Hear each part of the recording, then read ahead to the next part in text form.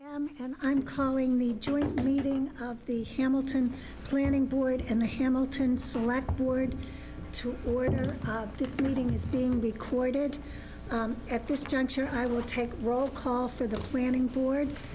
So Planning Board members, when I call your name, please indicate that you're present. Jonathan Poor. Here. Bill Wheaton. Present. Emil Dahlquist. Present. Rick Mitchell. Present. Pat Norton. Here. And Marnie Crouch present, and I note for the record that Richard Boroff and Beth Herr are absent. You may take it.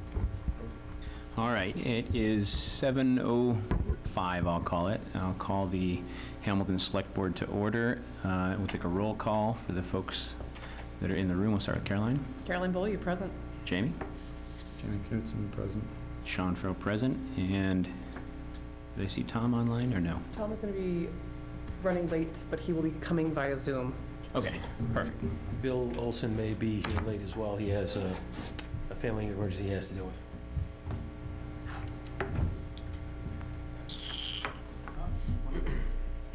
How's that? Better? Oh, Yeah, that's good. Much better. We can see a lot better. Thank you, Rick. All right, so we have all the kind of key players present I can see on Zoom and the public at large. As always, a public and open meeting. And tonight we are here at the Planning Board to talk about the Gordon Conwell Theological Seminary site assessment. And we're going to be having a presentation from a consultant and also speaking with John Whitten, our counsel that we've hired to help us draft some zoning. And basically, I'm going to give kind of an overview for Select Board, public, and the Planning Board. Many of you may be up to speed, many of you may not be, but this should get you there.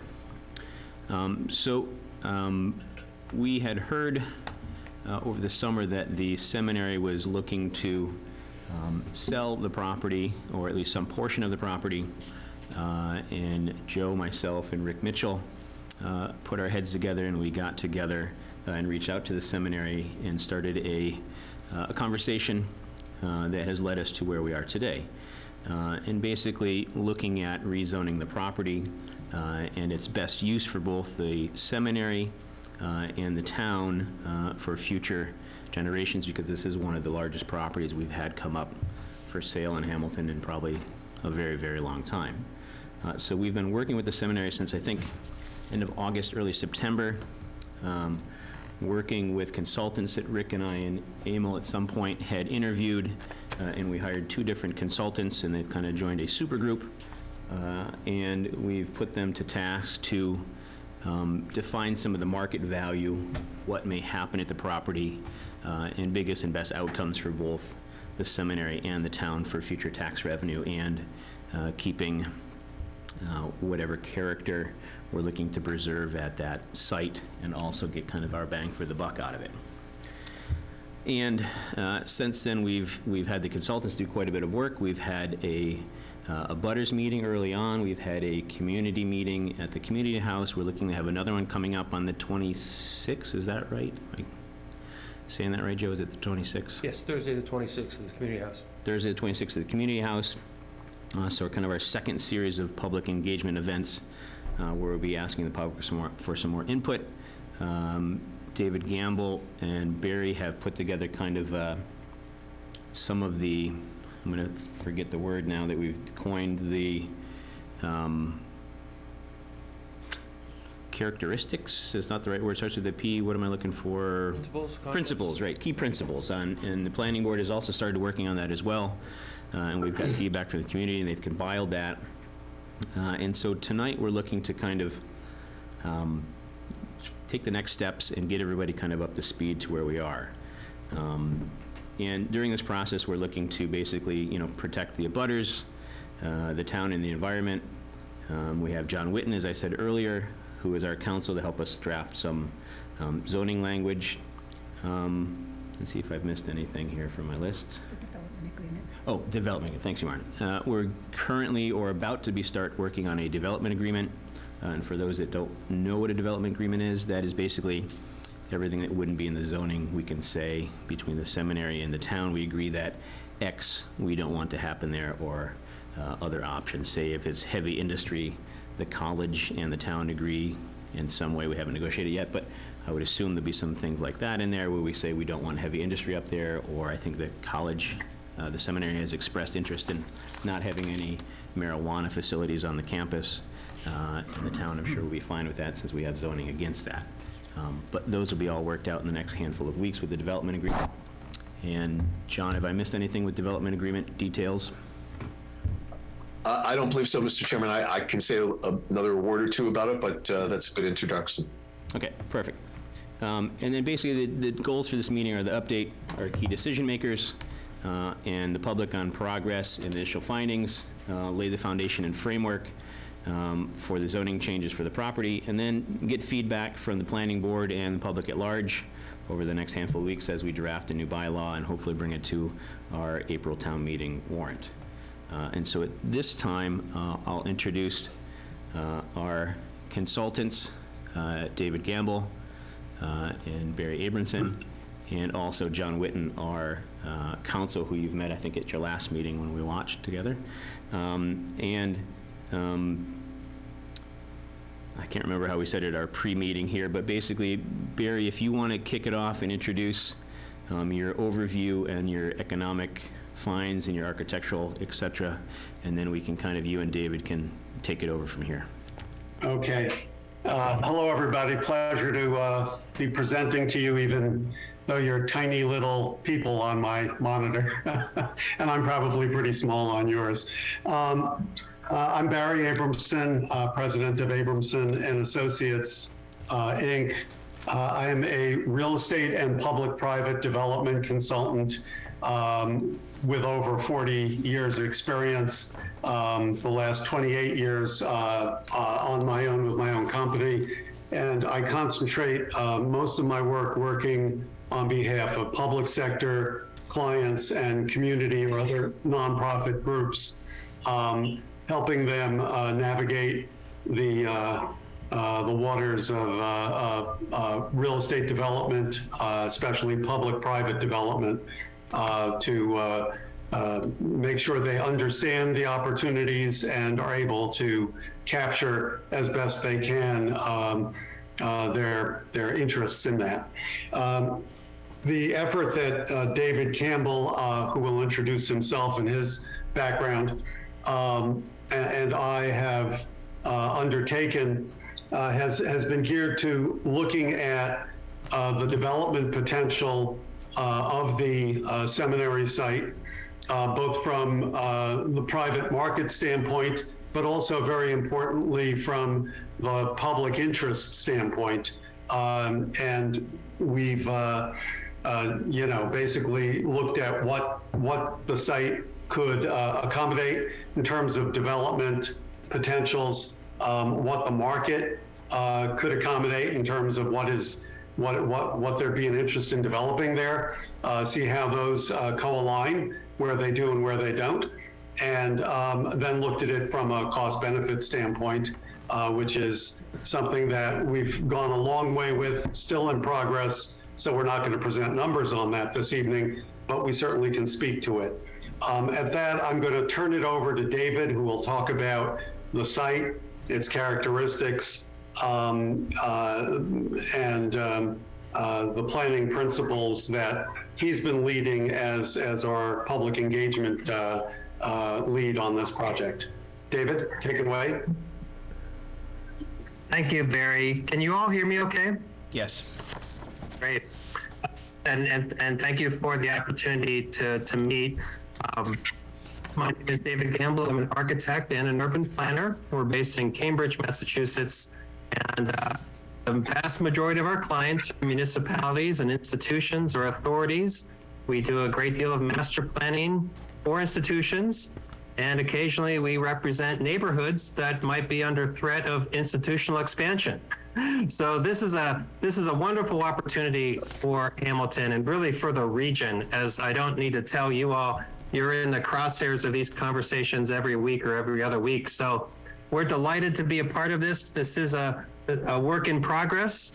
And we did want to start with kind of refreshing what some site characteristics are.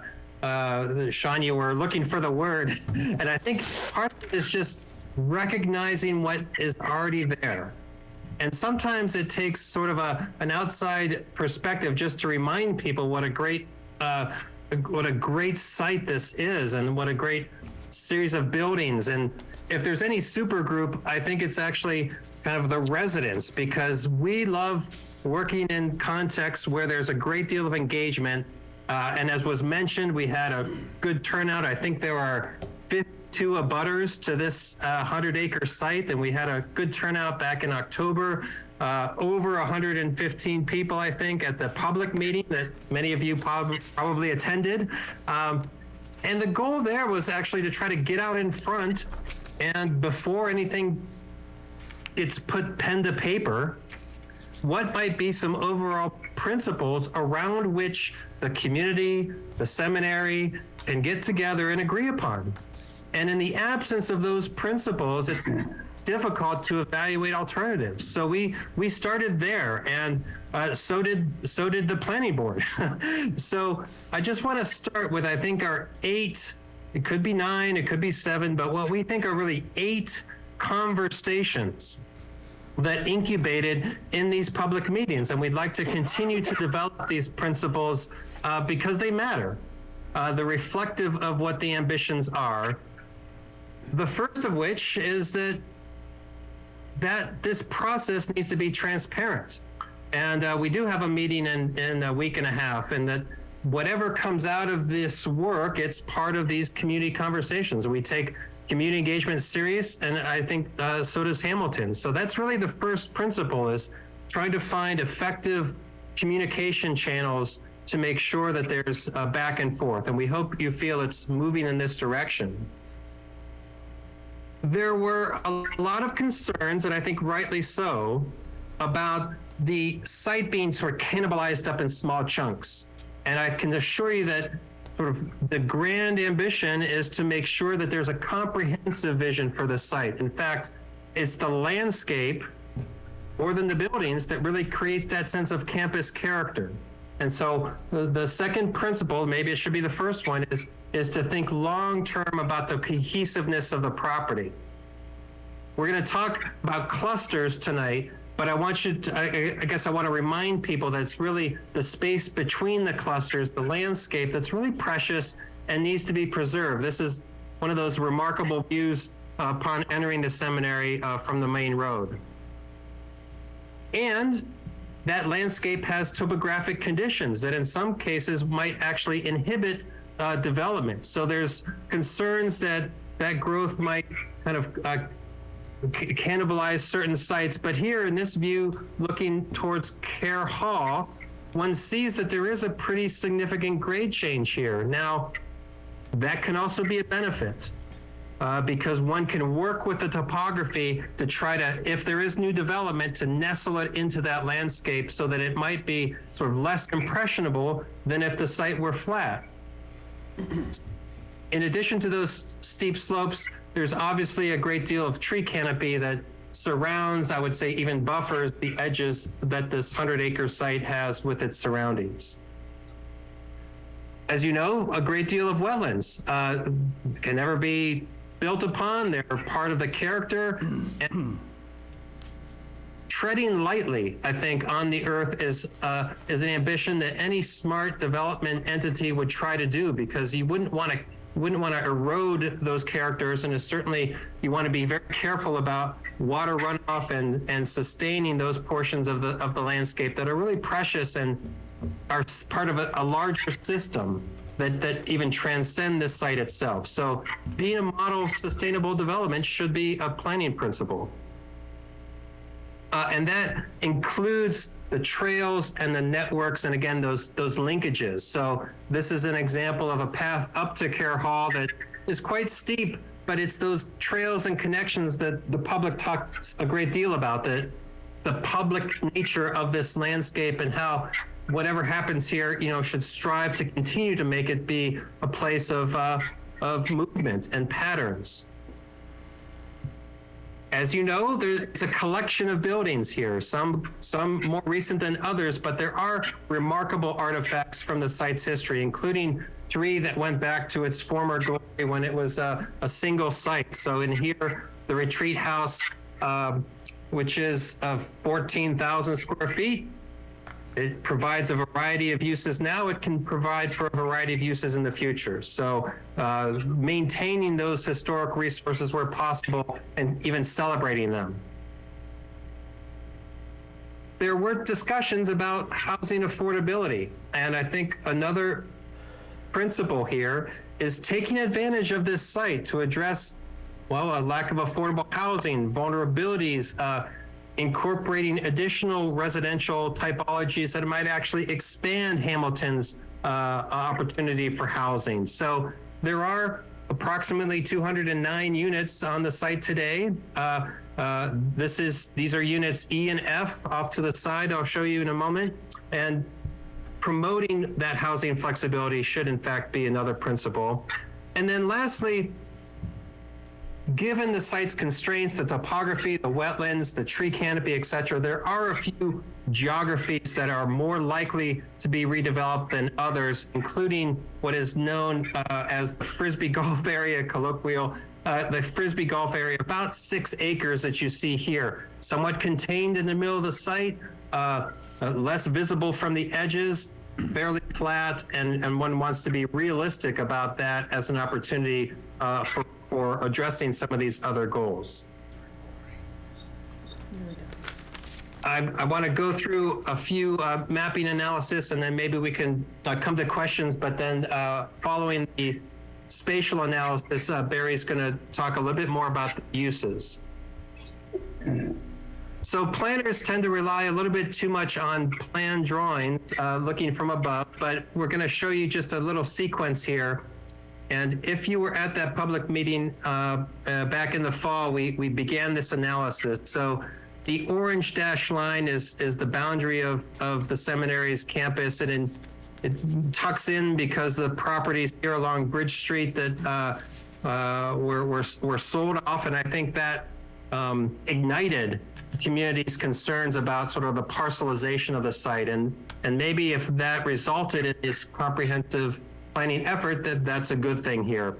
So where my cursor is here, this is Care Hall.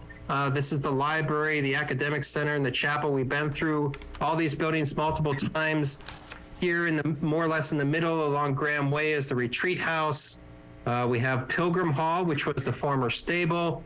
And then the units, let's see, I get these mixed up, A, B, C, D, and E and F here. That's about 60 units, 40 units, and 109. That's existing, of course, residential units. And as I mentioned before, a lot of residential buffers on all these edges.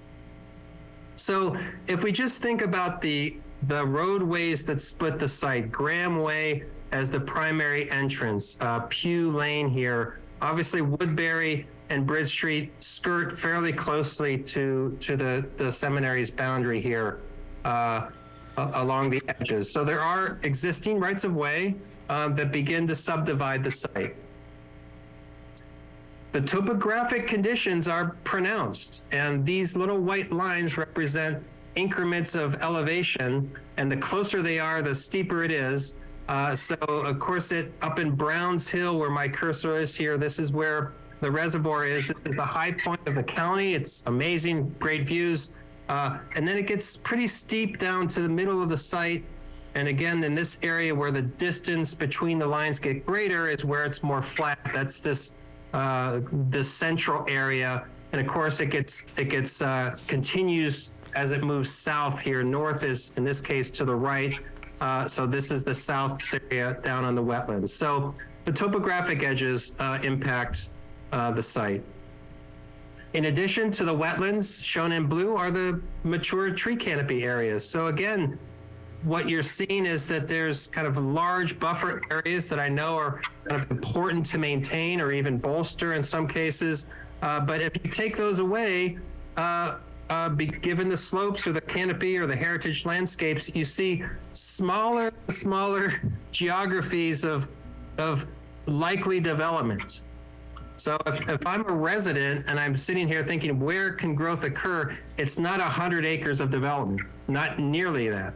In fact, when you take into account the slopes, the roads, the tree canopy, the existing buildings even, it gets kind of smaller and more concentrated. And that's what we're going to talk about tonight.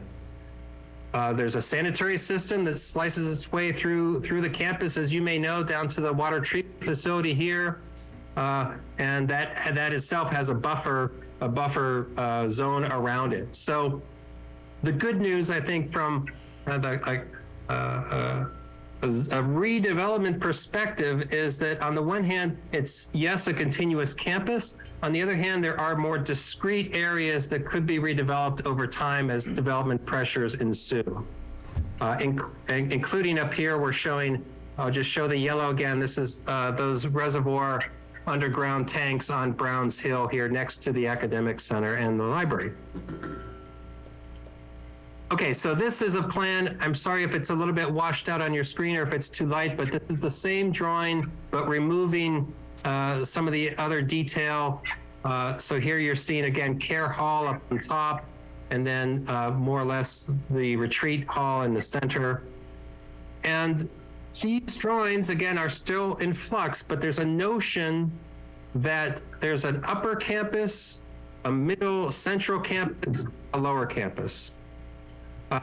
That is to say that these red lines represent sort of large boundaries around which one might begin to think about new growth or the incorporation of new development in relationship to the existing buildings. So the idea of clusters is emerging as part of an overall campus environment.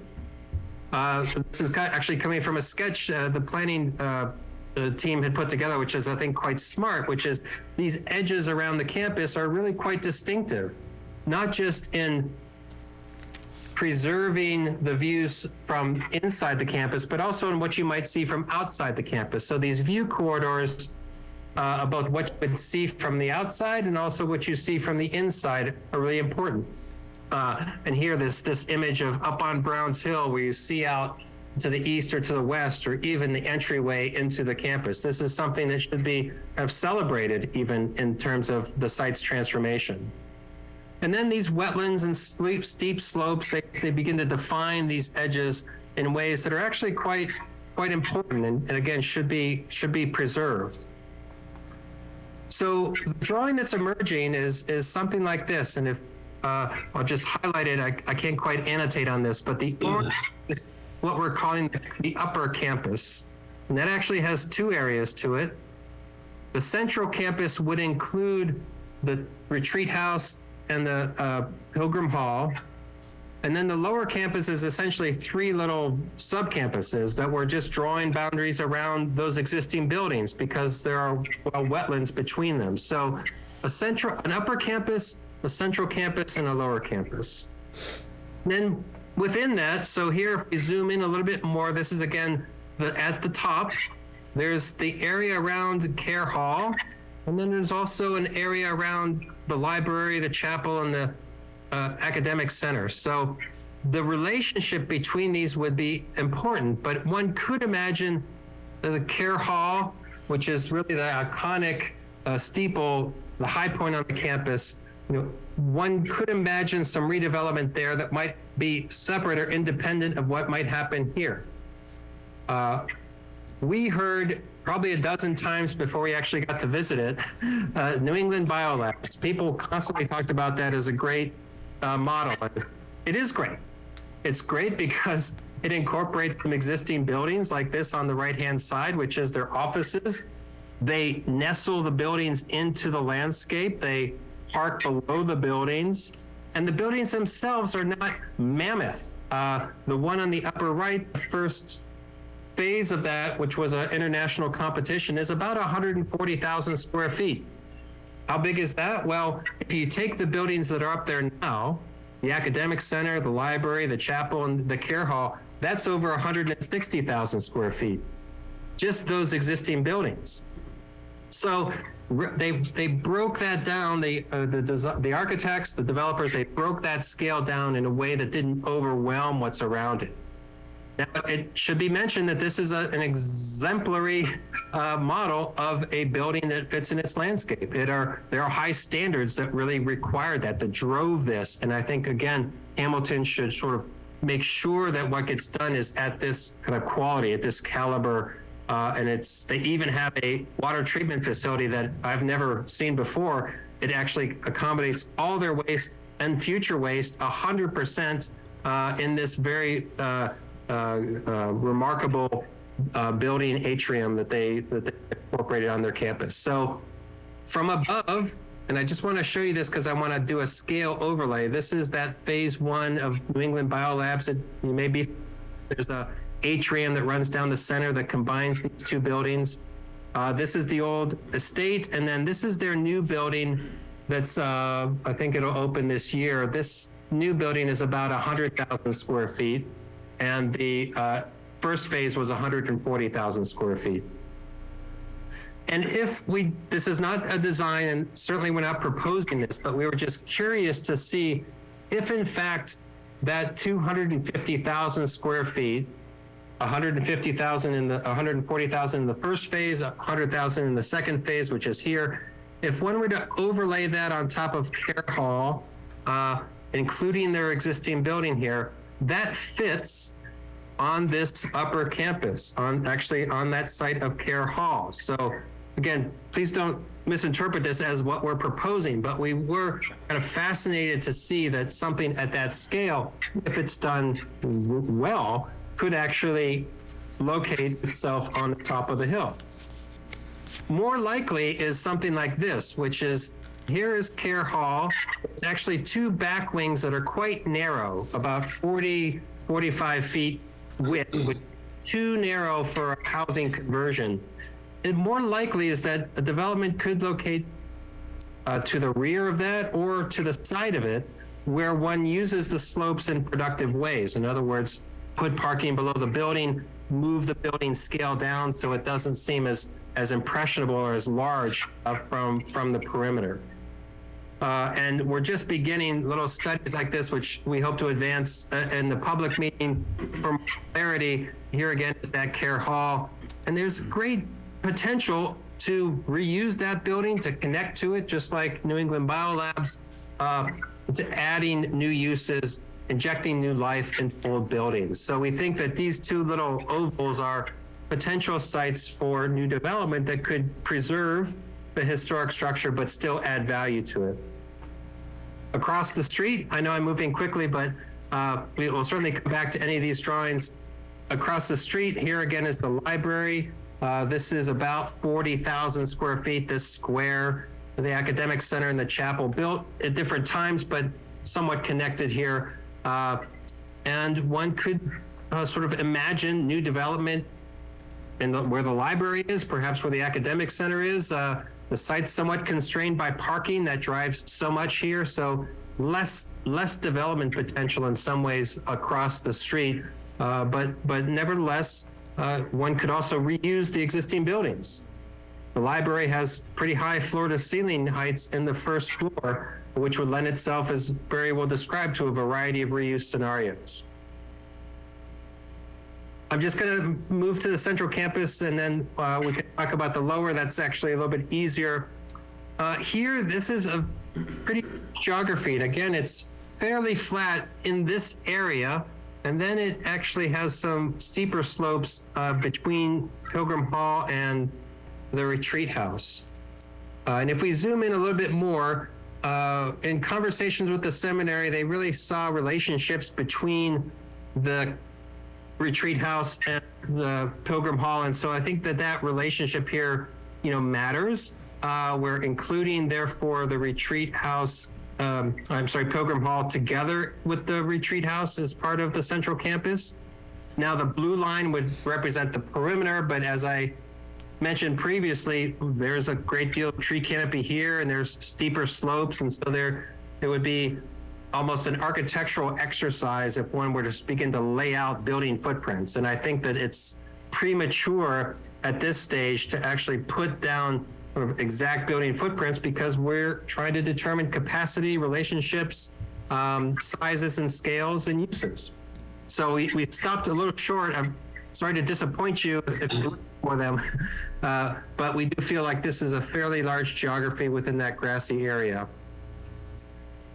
And There was a plan, as you may recall, for reusing the existing housing buildings for new housing, and they had shown a way to make those 6 buildings interconnected with circulation elevator shafts, circulation armatures to connect them. So we're showing here in buildings E and F, again, this was 109 units of existing housing, student housing, married housing, with a new development. We did, however, in order to elicit a conversation, cut and paste another scale overlay, which was sort of a 55-plus assisted living project that might sort of begin to operate in terms of scale overlay in this general area. So I think we wanted to engage the boards in a conversation about what that means. Now, again, this is not design, parking isn't shown here, but you can start to see how in this central campus, which is bounded by the rest of the loop roads and the landscape, it's large enough at 6 acres in this area to accommodate that type of growth. And then lastly, in the lower campus, and Barry, I see your eyes. Ray, keep going. I'm about to transition to you, buddy. So Raring to go. And then in the purple here, this lower campus is A, B, and C. So what I want to leave you with is an appreciation for the campus setting. And I feel like it's very possible to imagine the continuity of this as a landscape, even while at the same time opening up our opportunity for diversity of uses that recognize these planning principles and enable a variety of new uses to come to grounds. And with that, I'll turn it to Barry. Great. And some of what I have to say, you can leave that graphic up. Well, actually, go back to the overall campus, perhaps. Some of what I'm going to say sort of precedes, and some of what I'm going to say follows upon what David has gotten into.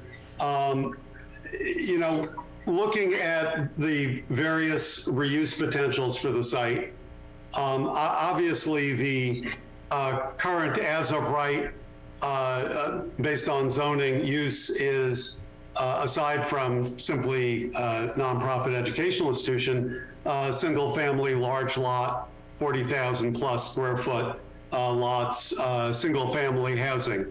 And that's a use that there's obviously a very strong prospect for development, but it's probably not a very good use in terms of fulfilling the planning principles that David discussed, both in terms of doesn't provide really much in the way of real estate taxes generally, especially after you then deduct school costs. So then we looked at what are the other uses that with a freer reign in terms of zoning could make sense. And we looked at a broad array of uses.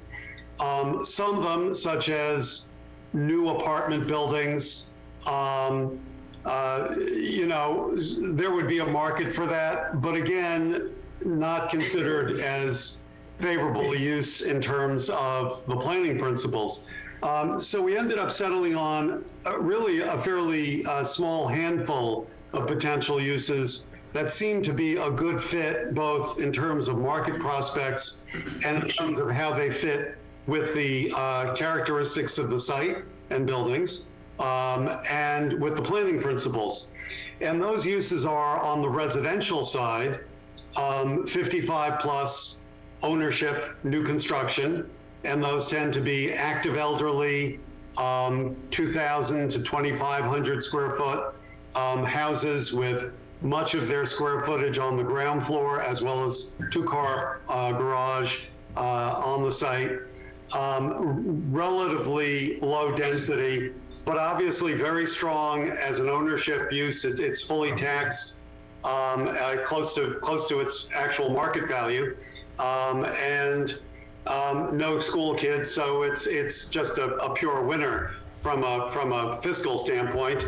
Plus, it has the advantage that the active elderly, many of whom are averaging somewhere in their 70s, they're not working 9 to 5, going off, commuting for the most part. So not a heavy peak time traffic use.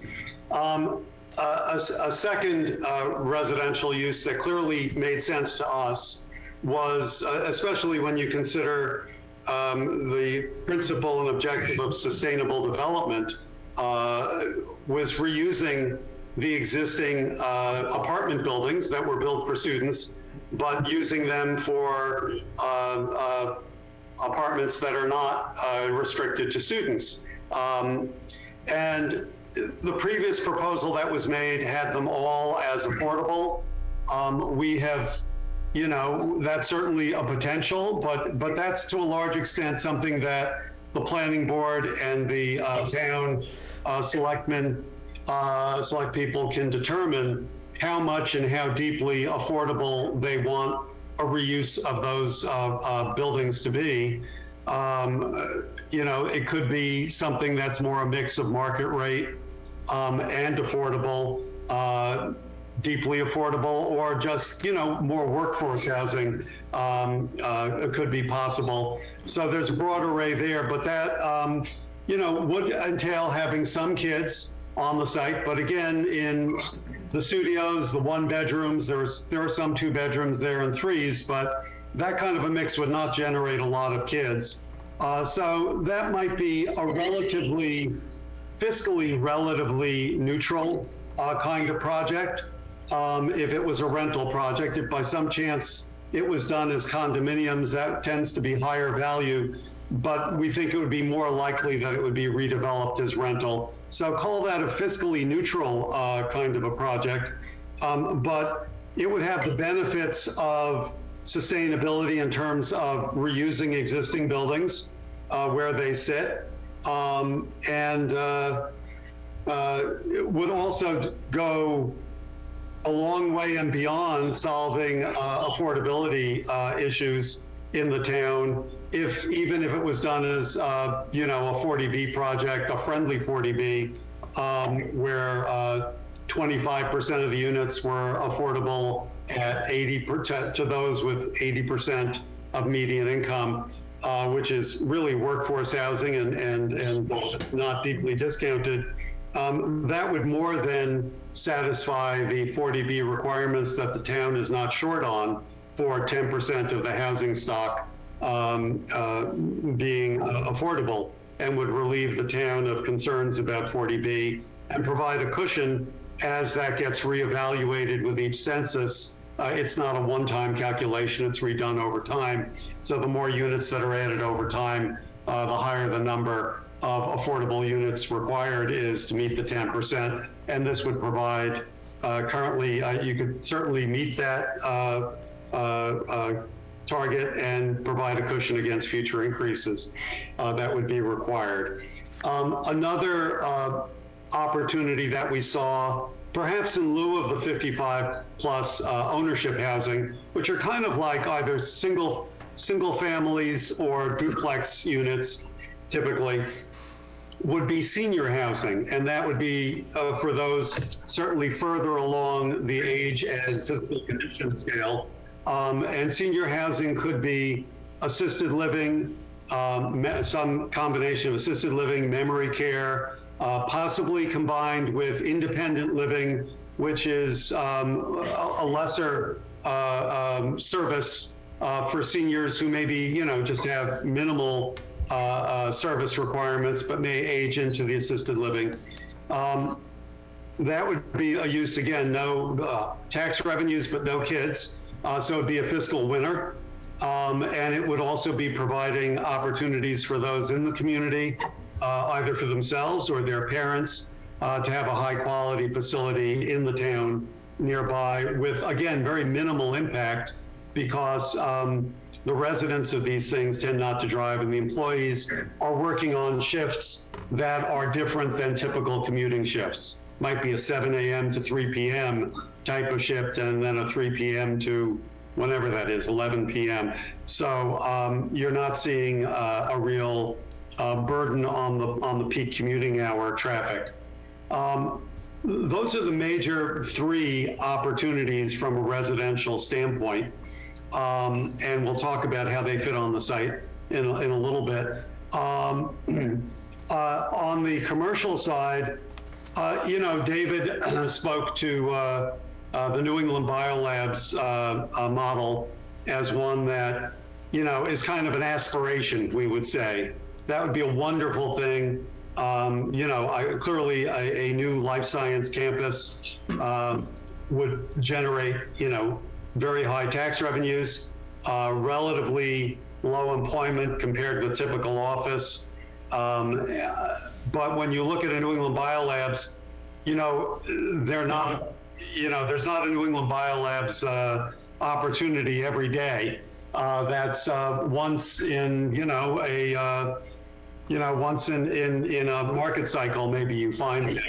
So whereas the uses we've described before, we feel have very strong kind of market-driven demand characteristics in terms of development, that you could put it out there and developers would come and they would propose something.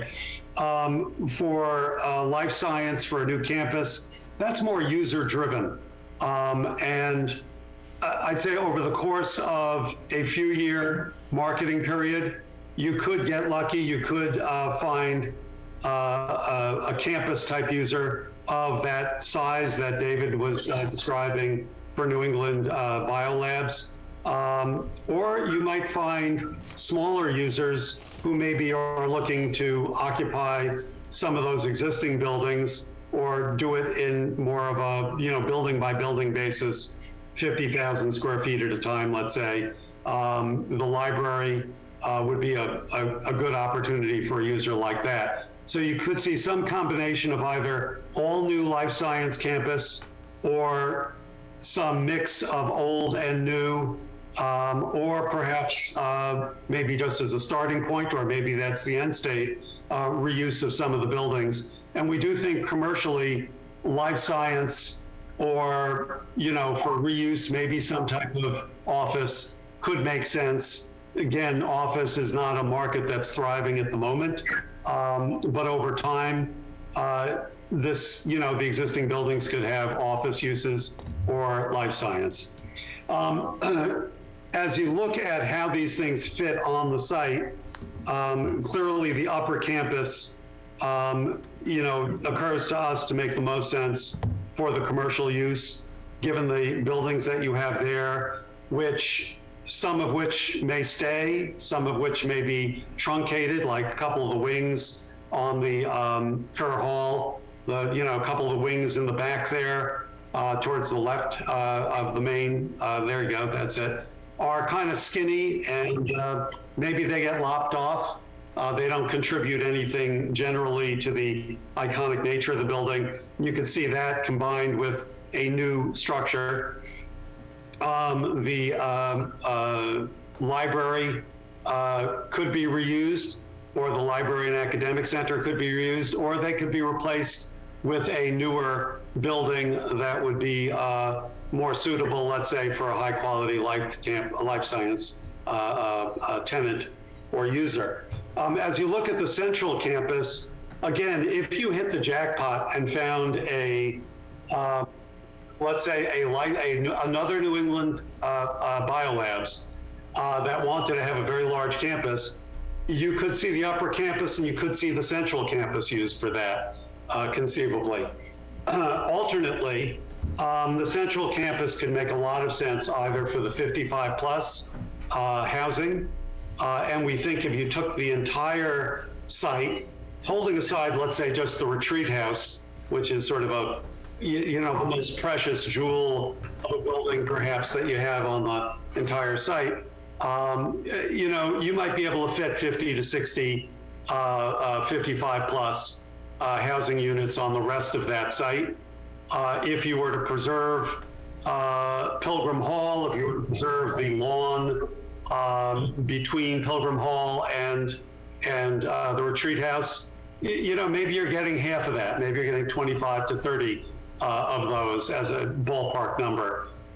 So about half of the revenue bang. Alternately, this site could fit a senior housing project. Often those are developed just as assisted living and memory care, and those could be 100 to 130 units. That might require a 5 or 6 acre site.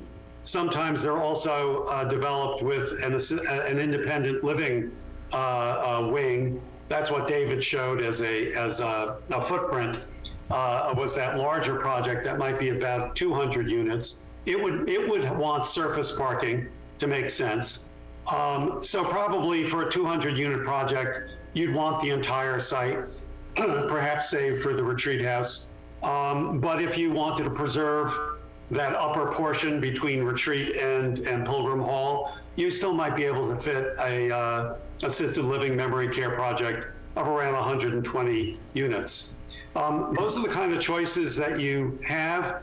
I'd say it's important, picking up on something David said, and that was a concern at the abutters and perhaps at the community meeting about piecemeal development. I think the key term that we are all striving for is cohesive development. And that can still mean, especially given the distinctive nature of some of the areas that you're dealing with here, the sub-portions of the campus, that can mean a variety of uses, meeting different needs, spreading burdens and maximizing benefit to the town.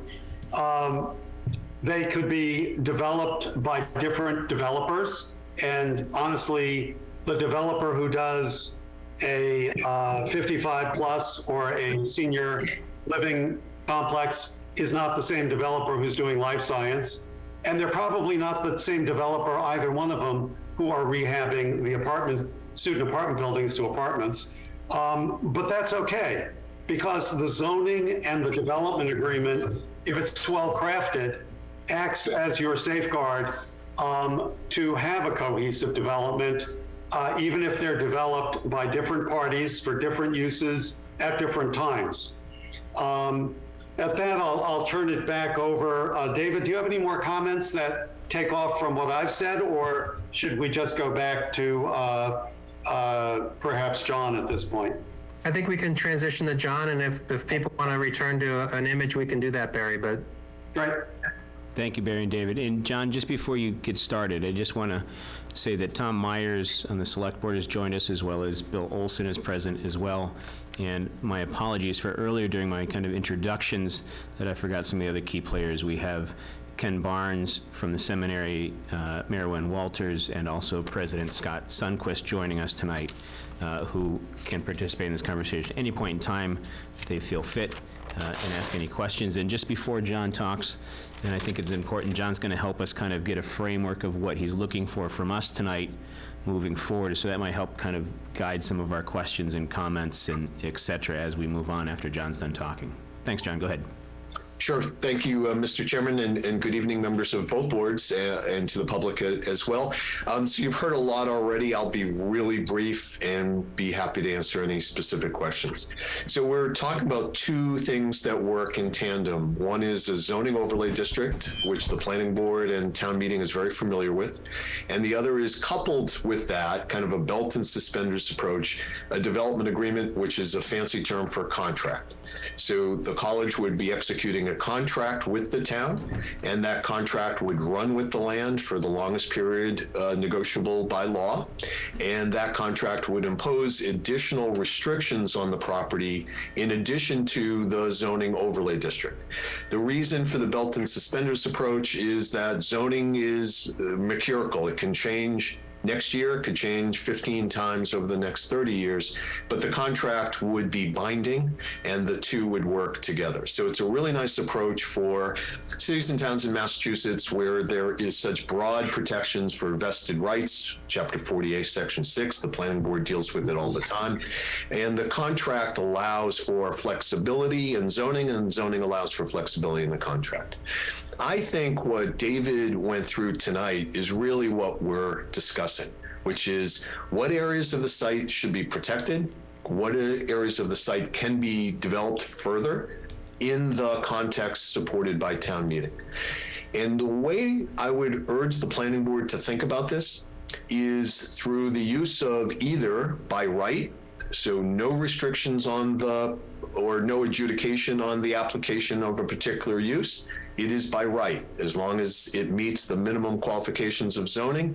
It's entitled to a building permit. There's no negotiation between the town and the applicant. It's by right. We could add a site plan review provision to that. But the real thing for the board to focus on, in my opinion, in addition to picking up where David left off, where can we build, where should we preserve, is what uses would be by right and what uses would be by special permit. If it's a special permit use, can we identify a maximum density or a maximum square footage? And within the special permit criteria, we can make them very easy, we can make them very difficult. And the way I like to think about it is zoning in Massachusetts is a degree of difficulty. A use by right is a 1, a variance is a 10. No one has the lawful right to a variance. Everything between a 2 and a 9 is a special permit. A 2 is relatively easy to obtain. The planning board shall grant special permit approval if, versus a 9, the planning board may only grant special approval if, special permit approval if. So the planning board could craft a zoning bylaw for town meeting adoption that had different levels of difficulty depending on where in the campus we were, or depending on what type of use was being proposed, and depending on the density that's being sought. So I think the instruction to the planning board, if I could be so crass as saying it that way, that the suggestion to the planning board is to identify within the campus the types of uses that would be by right, the types of uses that would be by special permit, and then we can fine tune it from there. And I know that's very, very different than the planning board's historic approach the past couple of weeks, which has been to be very, very specific along the lines that David was.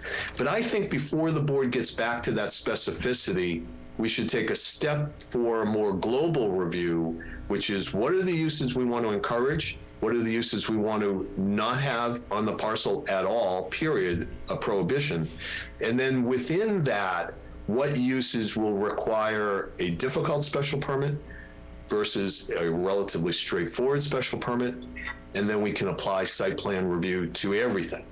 So that's kind of my message or my request to the planning board. Take a big step back, think more globally, tying it into David's presentation, which is what are the allowable uses and what is the maximum square footage or the maximum density that the board feels comfortable with? And then we can kind of work from there. So Sean, I'll turn it back to you. Thank you, sir.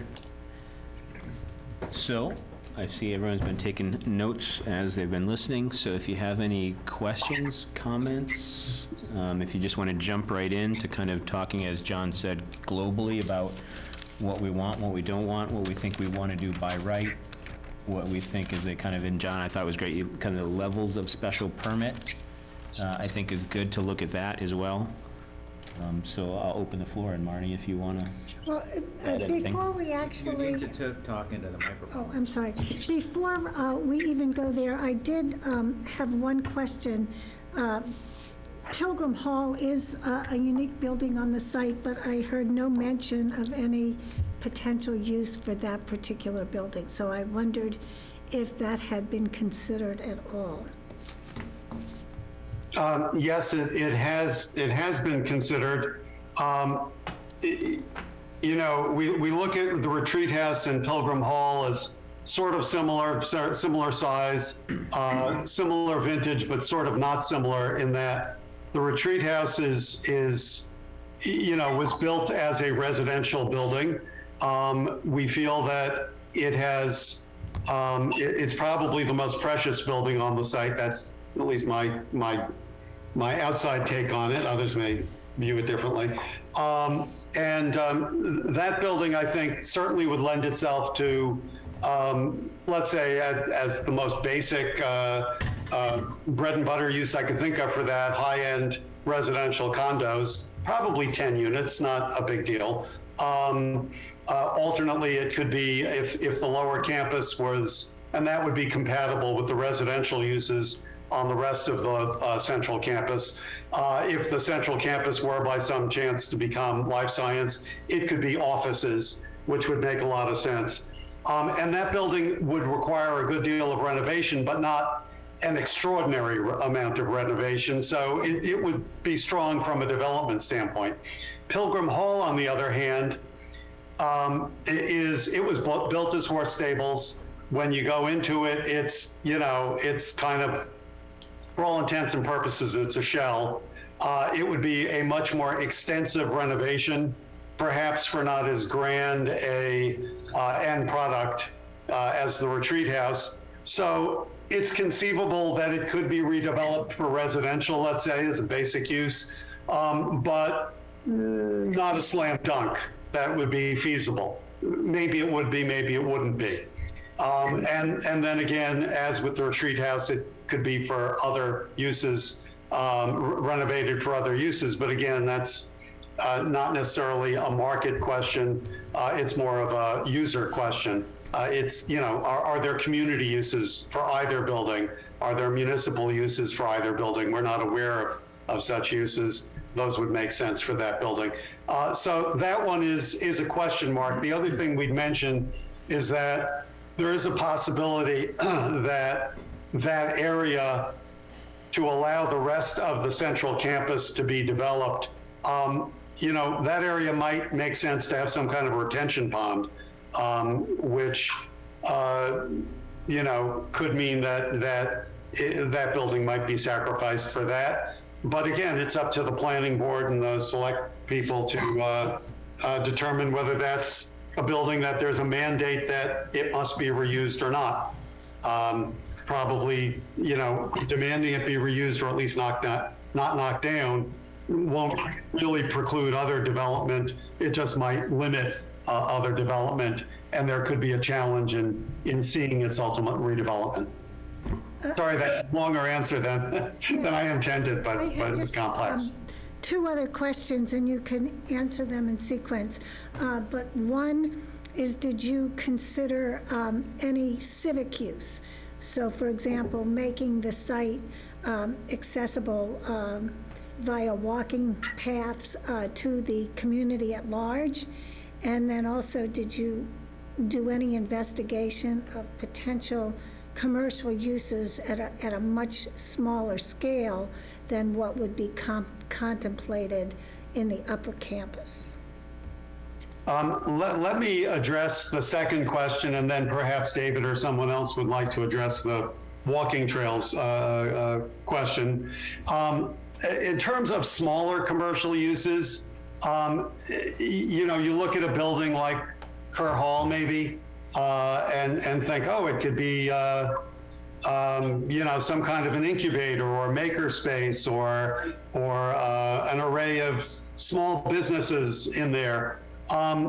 But that's not necessarily a feasible use.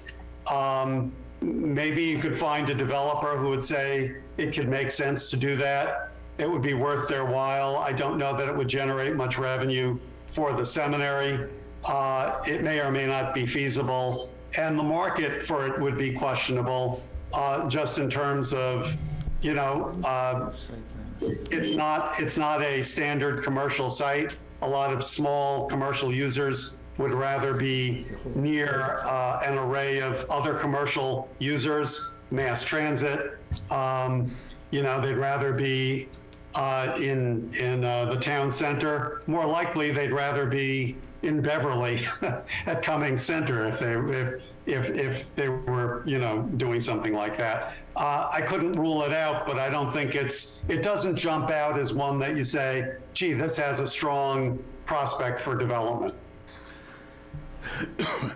Does anyone want to take the simpler question, I think, of the walking trails and things like that? David? This is David. I would just add that I was pleasantly surprised when we did visit New England Biolabs. It's basically an open campus. Of course, you can't enter the buildings per se, but that's part of the allure of the environment, is that there are people walking around, they're walking their dogs. It's actually a sculpture park. So I think that would be an enlightened ambition to make sure that these trails allow for that access while not inhibiting the potential for something like that to happen. And, you know, just to your other question, which I think is prudent, is that a stable can become a daycare center, that could become a civic office, right? It uses change, but the forms endure. And I think if, in fact, there was great community sentiment that the Pilgrim Hall should, by all means, be preserved, then what is the trade-off that one would have to think about in order to make that happen? So just being sort of cognizant of that these trade-offs to preserve that building comes with other costs, and one just needs to allow for an envelope of uses that give some flexibility for the market, but also meet the community's aspirations. John? Did you have a question? I do. Emil Dahlquist. Hi, David. Hi, Barry. Hi. I've got a two-part question. The first part is regarding the upcoming workshop session. I know it's looking forward, not back here, but, and I'll ask the second question. What's the intent of that, and what are you looking for in terms of information at this stage? I'll answer that first. So we really want to get confirmation on the principles, first of all.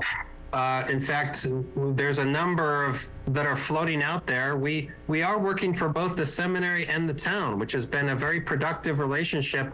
So we developed 6 or 7 principles. We grafted onto those a few that you all developed a week ago, Emil, with your colleagues. And I suspect that the community will have also want to, not wordsmith, but want to have some input into those so that the variety of options can be evaluated through those prisms. I feel like that's the most important thing. Then we'd like to get confirmation about these zones. Where should one absolutely not redevelop? And there's environmental considerations there that are outside of our decision. And then, you know, what are the likely sites that could develop, and what would those parameters entail in order to allow that to happen? Yeah, I think David's pretty much covered it, but the one thing I'd add is if you have a reaction to any of the potential reuses that we've discussed, be interested in hearing that. Yeah, the second part is a concern of the planning board, and that is establishing what that threshold is of intensity on the site, and how you intend to accomplish that given the short timeline running up to a spring town meeting. That seems to me to be a critical thing as far as the community is concerned. And how would you go about doing that without doing an illustration? You know, I'll start. It's a great question. It's a critical question. And, you know, do we have a carrying capacity analysis for the site, whether it's water or wastewater or traffic? And right. The answer is no, at least from my perspective. And part of the reason why is because we don't have a project. So in a way, we're trying to design a potential series of projects for the site without having a developer tell us this is what we want. Barry's telling us what the market might demand, but we don't have a live developer telling us this. This isn't the college that wants to redevelop the site.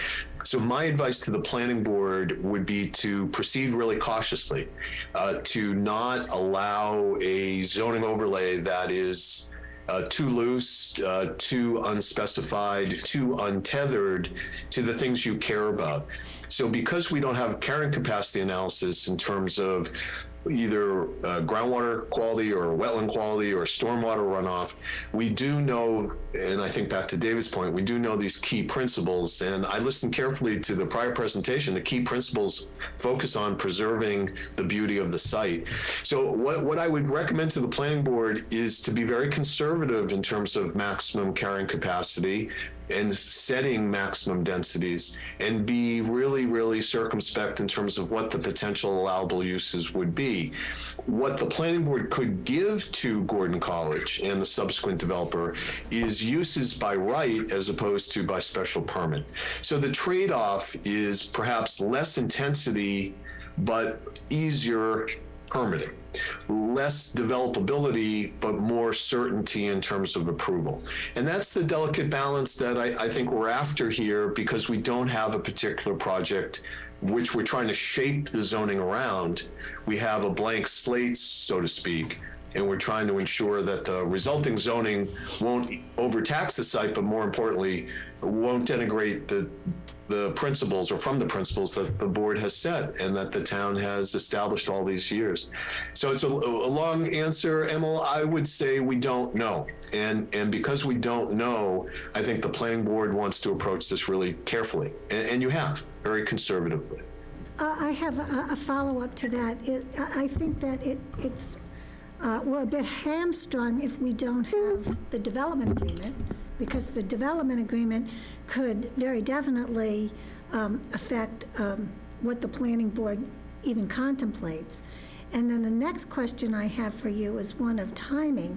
And my read on Mass General Laws, Chapter 48, Section 5, is that there would be, it would almost be impossible to have an overlay district on the warrant for Springtown meeting, given the notice requirements, and my understanding that whatever is on the warrant for the April 1st town meeting has to be almost backdated to sometime in mid-March.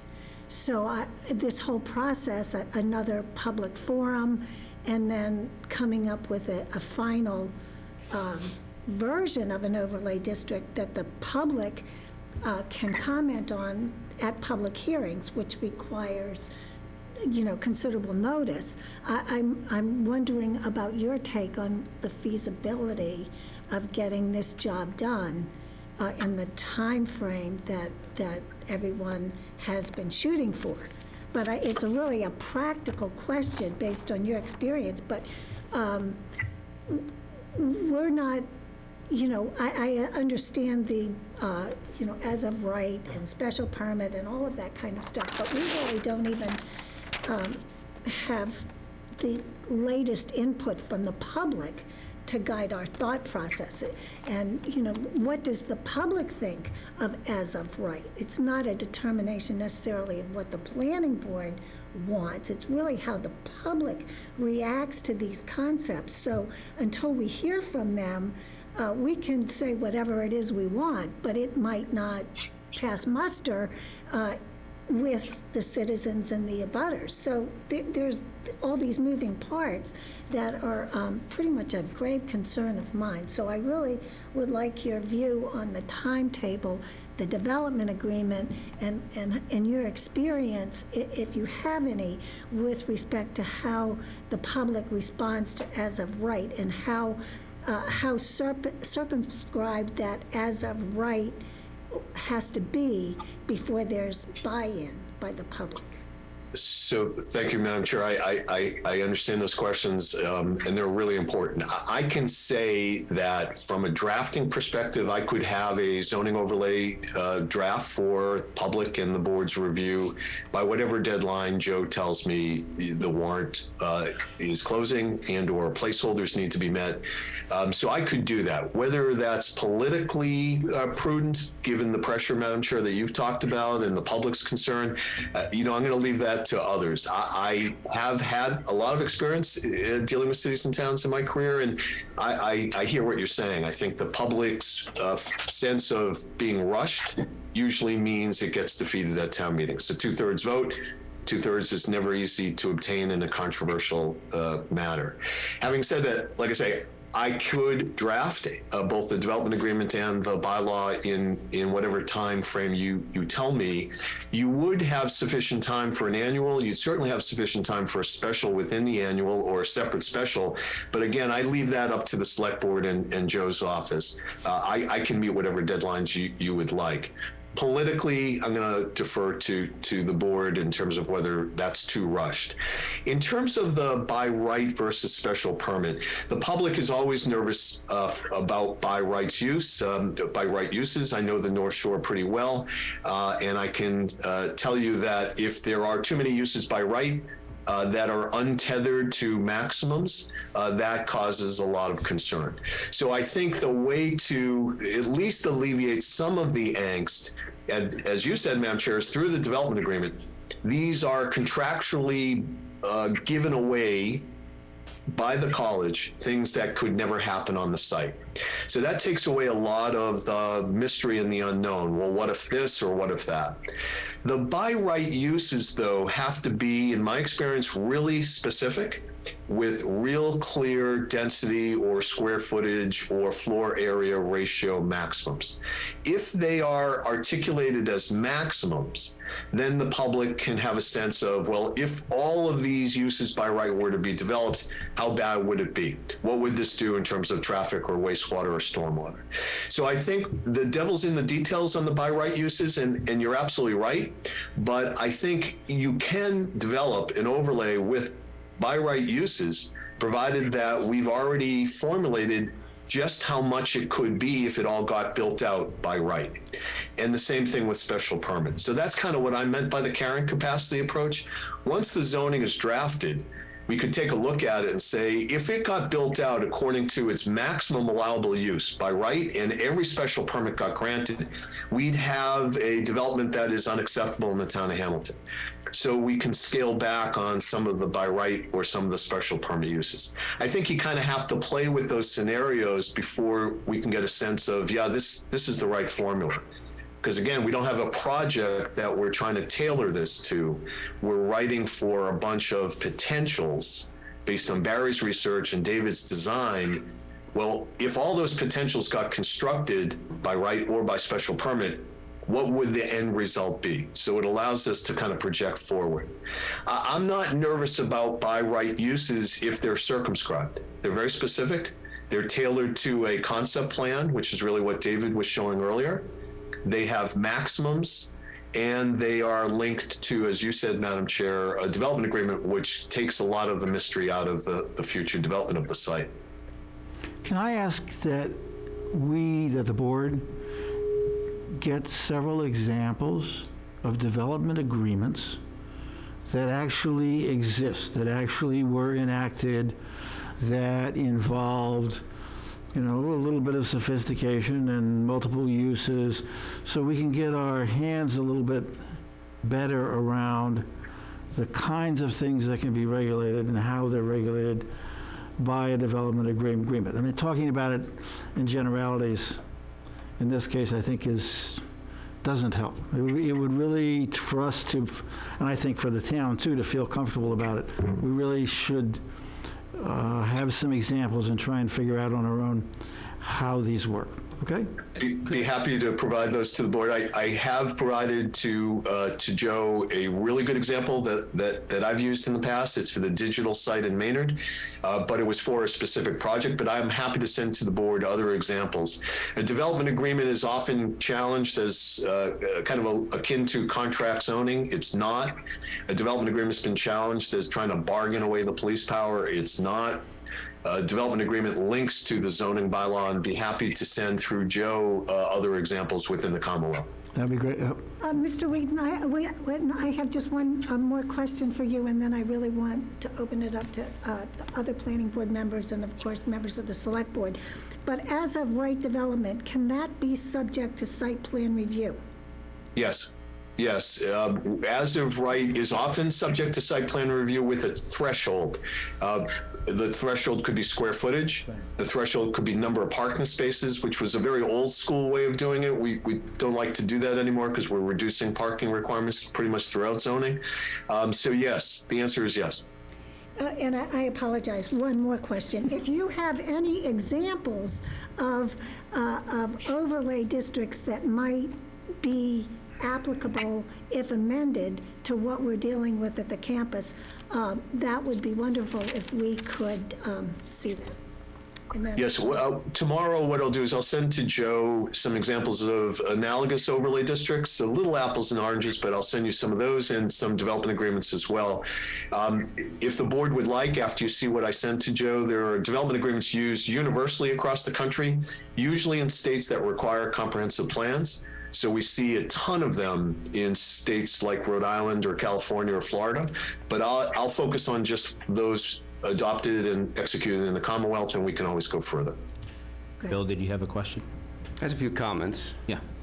I think the dialogue amongst the group here would be good, like you stated, Marnie, to sort of get some dialogue here. But my thoughts are, I think the first thing, they talked about some guiding principles, right? But I think it's important for us to have a sort of a mission statement, sort of give them like, what is our mission statement? I can talk for the Board of Selectmen, but for me it comes to mind like really two things we focus on, right? One is maintain the character of Hamilton, right? And number two is revenue. For us as a selectman, we're responsible for more the planning board, but really balancing the budget, looking at the numbers, really creating revenue to sort of reduce tax rate, right? So how do we do that, right? So how do we balance those two?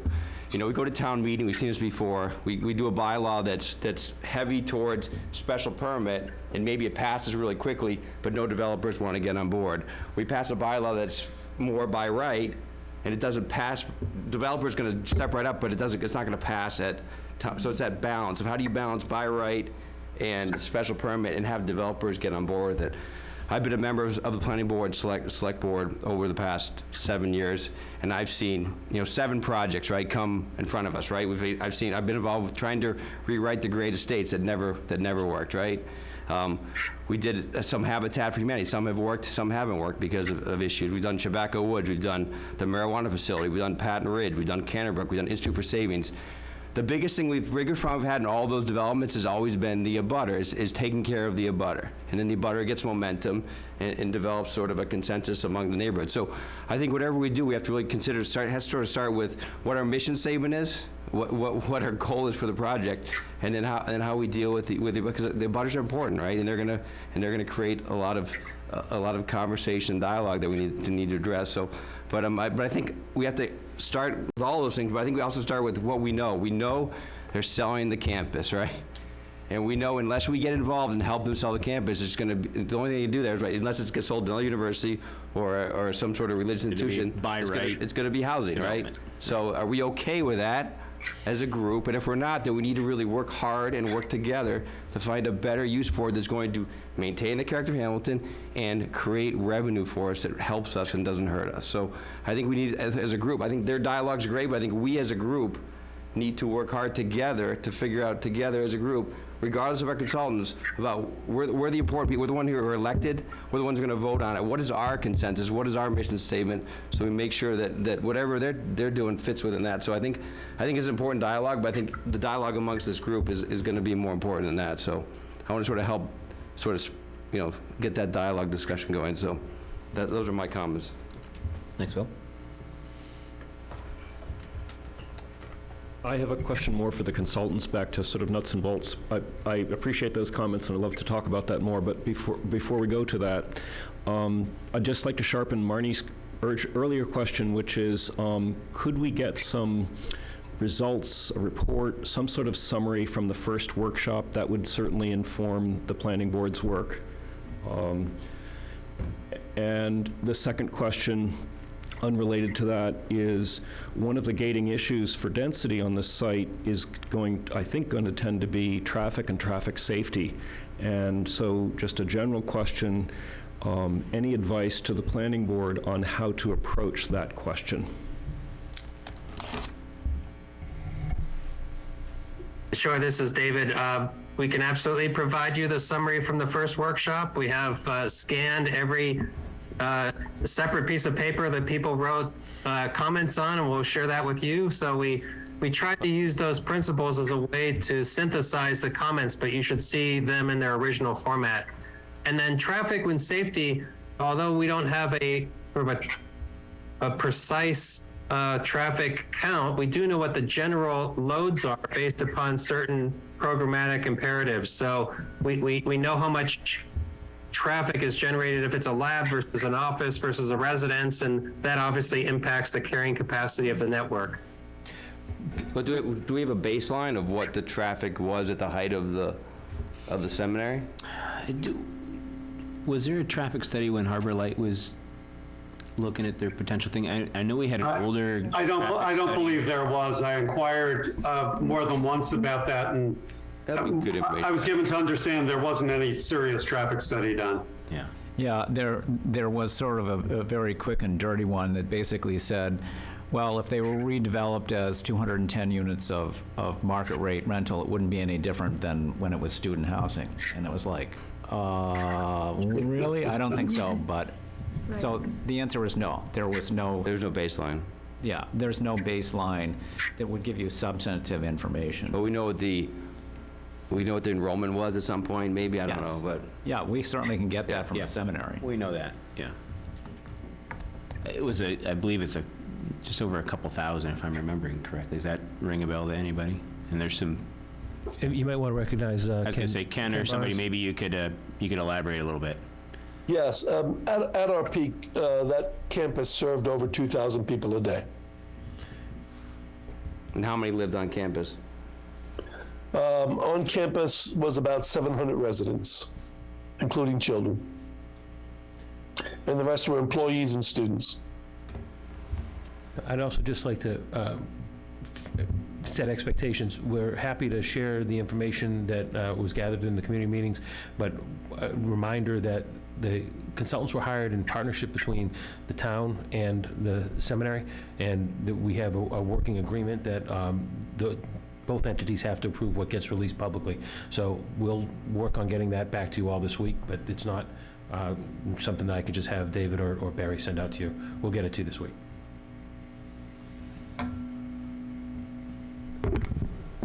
I have a question about the plans that we went through earlier.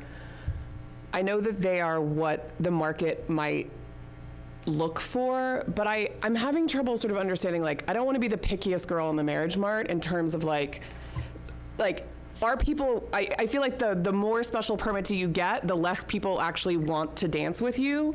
And then it becomes so restrictive that it's like, well, then you may as well go to Ipswich, or you may as well just cross the border to New Hampshire, or you may as well just find, some flat farmland somewhere.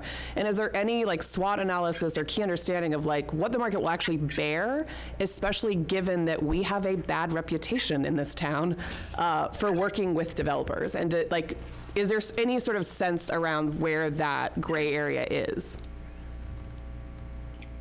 I think that's a question for you, John, in a sense. Well, I can say developers don't like special permits because they insert an unknown factor. A use by right, a structure by right is by right. It's impossible to say no if I meet all the minimum ministerial qualifications. So I think the question is, and it ties back to what I think we were saying earlier, a special permit can be very, very aggressive and very difficult to obtain. Because the court defers to the interpretation of the board of its own bylaw, a difficult special permit that is denied will usually be upheld by the court. The denial is usually upheld. So if the bylaw makes special permit uses and structures 8s and 9s on the scale of difficulty, then I think the prior comment is really, really important, which is a developer's going to look at it and say, no, I'll go somewhere else. If the special permit is more reasonable, I'm taking the developer's perspective, there's a level of adjudication, but the odds are of being denied only if I don't perform, if I don't produce what the town is looking for. So I think even though the board is probably correct in saying if it's too aggressive, nobody's going to come to the dance, I think you still want to have special permit control, because if it's by right, and I remember speaking to board members earlier this summer, if it's a form-based code, if everything's by right, then the town loses control. And especially where we don't know what the project will be, often what happens is we get something we just didn't anticipate. Somebody cleverly interprets the zoning bylaw and creates a new use that's analogous to the permitted use, but it's not one that the board or the town wanted. At least the special permit threshold retains a level of control that the town, I think, wants. My opinion, I'm the outsider here. But I would say be careful. My advice would be careful not to make too many uses by right, because it will lead to unforeseeable consequences on a parcel this size. I think the level of control is what the special permit grants the board, but it could be such that it encourages the vision that we're talking about. So special permit shall be granted if the development looks like this, or if the development meets these minimum standards, or if the development meets these goals of the town or the goals of this particular bylaw. The special permit allows for control without being overbearing. I've written special permits that are 9s, and I've written plenty of special permits that are 2s. And I think for some uses, it might be a 2. For other uses where you're concerned about, you're worried about traffic, you're worried about wastewater generation, maybe it's a 7 or an 8. And those become very use specific. The bylaw can be very, very discriminating in terms of some uses are 9s, some uses are 2s, some uses are 1s. And that's really the fun part of being a planner, is trying to identify this mix of uses and structures that will lead to the common vision.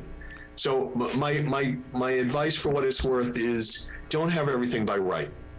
On a parcel like this, having everything by right, I think, is going to be very hard to predict what the outcome is going to be. Can you provide us yet another example of a special permit in the 2 to 3 zone, just so we know what that might look like, and what are the criteria that if the proposer meets, then the special permit can be granted? We have exquisite experience writing number 12 special permits. I'd be happy to. The only caveat would be it'll be my vision of these three campus sections, which should not be taken as anybody else's vision but mine. But I'd be happy to kind of sketch that out with some foreseeable uses as to how the planning board could craft a special permit that would allow what I want, but still retain a level of control. If I could, Madam Chair and Mr. Chair, if I could just add one more piece. I know the board knows this, but it's worth restating. If it's by right, the board cannot impose conditions. The building commissioner cannot impose conditions. There's no conditions on a use by right. If it's by special permit, the kind of sine qua non of a special permit is the right to impose conditions, because it's also the right to say no. So if you have the power to deny, you have the power to approve with conditions. That is, even if it's a 2 on our scale, that is really, really important, because it doesn't force us to worry about all the exact details today, because we know the applicant's going to need a special permit. Now the planning board or the ZBA or the select board can impose conditions of that permit for things that we couldn't think about in 2023. We just weren't able to think of all the parade of possibilities. The special permit allows for those conditions. You cannot impose a condition on a use by right. It's an oxymoron. It's unlawful. So that's where a special permit provides the town with at least some semblance of control that I think you may want, because we don't know what the particular project is going to be. Right. And John, with the kind of listening to your answer there and thinking about the by right kind of a la carte or plate, whatever we're kind of talking about here, I'm sure you've done a handful of these. This isn't your first rodeo. So can you give us some kind of examples of that kind of lower hanging fruit by right that seems commonplace in most of these zoning that you put together for people?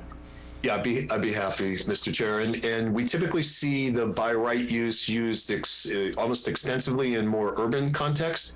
Not that it has to be, but that has been the trend over the past 20 years, is more by right uses in the more of an urban context, more adjudicative special permit uses in the suburbs has always been the case.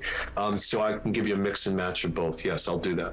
Perfect. John, can you differentiate by right with site plan review? What are the elements that site plan review introduces into by right? So great question. So site plan review can be by special permit or by right, or for the same bylaw, could be both. If it's by right, site plan review by right, and the use is by right, so consistent with what we've been talking about, the site plan review cannot be denied or withheld as long as the applicant meets the minimum requirements, file 12 copies of the plan at the appropriate scale. The site plan review decision by the planning board cannot be withheld, but it can be held to a standard of the bylaw. X number of parking spaces, safe ingress and egress, underground utilities. And I say this not to be flip, but it's a good way to think about it. Site plan review by right is like the moving the deck chairs on the Titanic. You're not going to deny the project. You're going to move things around. So it's not to be used for denial. It's to be used for a project that you'll approve. Tina Lynch was by right, but we did a site plan review. Right. Of Tina Lynch. So it was like, that was an example of sort of, and once again, we weren't able to really enforce a sidewalk in front of their facility, but we recommended one, they didn't put it in, right? So that was. That's right. That's recommended exactly things, right. So and they site ended up plan review by rolling right down the is a parking lot. negotiable process. A good developer, a good applicant understands the planning board's concerns and responds. But you would not be able to say to the developer, if you don't give us that sidewalk, we're going to deny, because you don't have the authority to deny. Right. Site plan review special permit, on the other hand, would allow you to impose conditions or deny. So it's an important choice that the planning board is going to put to town meeting. This threshold of by right or by special permit is a huge decision. And that's why I say sometimes a special permit that is a light one, a 2 or a 3, is better than by right for uses where you're just not sure. For uses where you are sure, single-family residential development, multifamily residential development if there's adequate capacity. Those uses can be by right because you know what they're going to do. There's no surprise. But I would never want to have a by right use for something like the New England Biolabs. I mean, if it were the New England Biolabs, great, but we don't have a New England Biolabs. We would have research and development. We don't know who that's going to be. So that would not be something, for example, you would want to leave open to the free market with no unfettered and with no control. John, just 2 quick points for me. Taking your descriptions of use and looking at the campus, if I were to make my own opinion, I would say the lower campus is prime for by right use because it's a known density. You got pretty well, you're well able to guess the utility infrastructure required to support the amount of units that are being proposed in those areas. The high upper campus is probably a number 2 special permit by your description because there are likely uses for that. And the middle of the campus or central campus, I think, is the 9 because it's kind of up for grabs what anyone might do there and you might want to protect yourself. That's my opinion how applying your descriptions of the use when looking at the campus. I'm an engineer, so I'm very interested in how that site infrastructure works to support a cohesive campus that's developed at different times with different people. But I'd also like to see, kind of following on what Marnie was talking about, it'd be great to see a schedule, a milestone schedule working backwards from the April special town meeting and asking like who's got to do what by when, what kind of documents or what tools have to be developed, who's reviewing them, how much time is allowed for that review. Bill hears this from me all day long. I want to see a schedule. And I want to see who's doing what by when to meet that goal of being in front of the town in April. Yeah, the kind of issue that I have is without knowing what the carrying capacity of the site is in terms of traffic and infrastructure, if we have by right uses, that could eat up what might happen in the upper campus at some point. Do you follow what I'm saying? So you almost have to, balance what type of development you want, but the upper campus with the commercial development might take longer to come to fruition, but we don't want to inadvertently preclude that from happening by almost having to allow some kind of, dense housing in the lower portions of the campus. So how to differentiate what is by right, what is by special permit, even if it's light, so that we can account for what may happen in the future. And how to draft that, that's not going to be easy. It almost seems to me that any code that we look at has to have different sections so that some standards apply to one section and other standards apply to the others. And I think the more we can craft design standards, the easier it'll be to say by right, or by right subject to site plan review, because we've established what the setbacks are and what the, what other, the height requirements are and that kind of thing. Am I right, or am I off base? I guess that's the question. Madam Chair, I'll comment. No, you're absolutely right. That's exactly it. And we don't have a project, so I think the approach should be look at the zoning draft that we all put together, and let's look at it worst case. And I mean worst not in a pejorative way, I just mean most intense case. How much traffic, how much wastewater, how much this, how much that. We can do that because we'll look at zoning and we do a build out of the zoning, assume all special permits are granted. So I think we can do that. I think the other thing you touch on, Madam Chair, that's really important, and it adds to the complexity, is the site is unlikely to, I'm guessing here, but unlikely to be developed all at the same time, and probably not all by the same person or same entity. So that's another concern, which is, if I'm the developer of the upper campus, I really am only marginally concerned about what's happening in the middle and the lower campus. So I think we don't know whether it's going to be one or three or multiple developers. We don't know whether they're going to have anything in common other than the zoning. So the development agreement here is going to play a huge role. The contract with the college would be sequential. If A gets built out before B, then maybe these are the payments that are due or the offsets that are needed. We're going to have to really think about that because, again, we don't have a developer knocking on the door. So we're writing this for future developers, but they could be looking at the campus as very, very different items, A, B, and C, not looking at it holistically like we're talking about it. So I think the development agreement has to be crafted to anticipate all of those possibilities.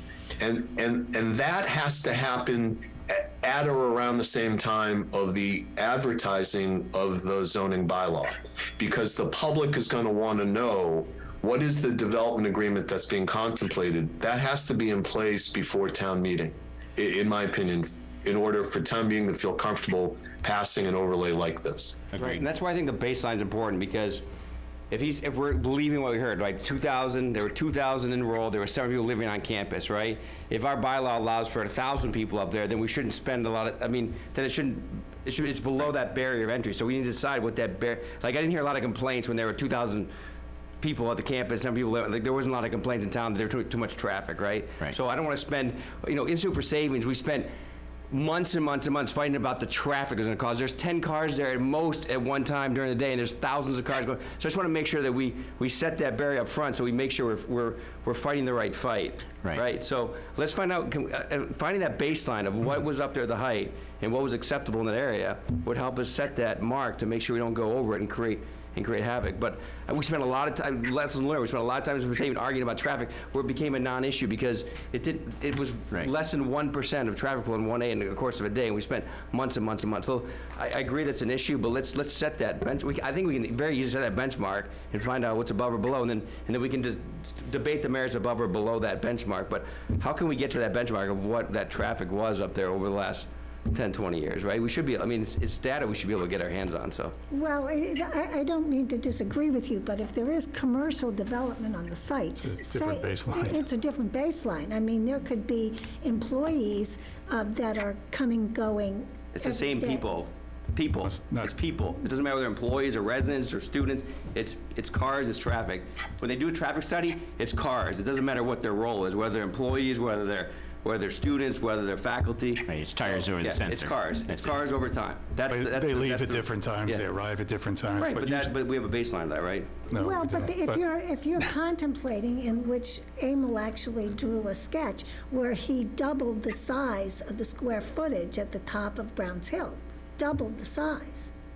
So that would be. But I'm saying, right, but it's down to people, right? We need to figure out what the threshold of people is, right? Well, What the and it's baseline is also- now, and then whether we go above or below that, and but I don't want to spend much time recreating what we already know. We already know this information. Let's get it.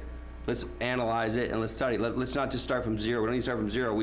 There's been thousands of people on that campus for dozens of years. Let's get that information and start from there rather than start from zero. That's my only recommendation. Well, there's also Right. the potential need for septic system up there if the lower portion of the site is built out for residential. So that's another issue. So I'm not, I don't want to argue with you, I'm but just saying, there just are start from some point, yeah. constraints. But I mean, so, you know, there is the issue of where you would put that septic system and also parking. Because if, you know, the students lived on campus, and so, you know, they may have parked their cars at the dormitories, but if you have people coming and going, and there's a doubling of the square footage, then there has to be an allocation for additional parking up on the site. Do we know that? Do we know how many parking spots are on campus? So we can easily get a count of what's there, but I think that those are things that would be recommended by a developer that comes to you for whether it's a level 2 or level 8 special permit, right? So I think tonight's conversation and for what the next steps need to be, understanding that there is a very short window here if we want to try to hit the deadline, and understanding that we're working towards that goal and it still may be illusory, but we're going to try for it, right? I think that the big things that we need to try to agree to tonight are, I think John and I can develop a schedule for what's needed to get this done by ATM, by the date of ATM, whether that's a special within the annual town meeting or whether it's just an article on the annual town meeting. That might be two slightly different schedules. John and I can also start to work on scheduling negotiations between the Select Board and Gordon Conwell on the development agreement. What we need particularly from the Planning Board members and the Select Board members who won't be part of the negotiations are, what are your things that you'd like to see in that development agreement, so we have something to sit down and talk to the seminary about. These are the things that we'd like to have into the development agreement. They can tell us what they'd like in and what they might not want, so we can have a negotiation about that. We want to begin that negotiation, I think, as soon as possible. And I think John will tell me if I'm wrong, I think we're in good shape as far as understanding that across all parties, including the seminary, we all see the campus as one campus, but with 3 distinct areas that can be developed differently. Potentially, as Pat said, you could develop the lower campus modules as more or less by right with site plan review, as long as you reuse the existing residential buildings. That a lower threshold, we know what that would generate in terms of traffic because we know the number of units and we know that there's already a septic system there that can handle those.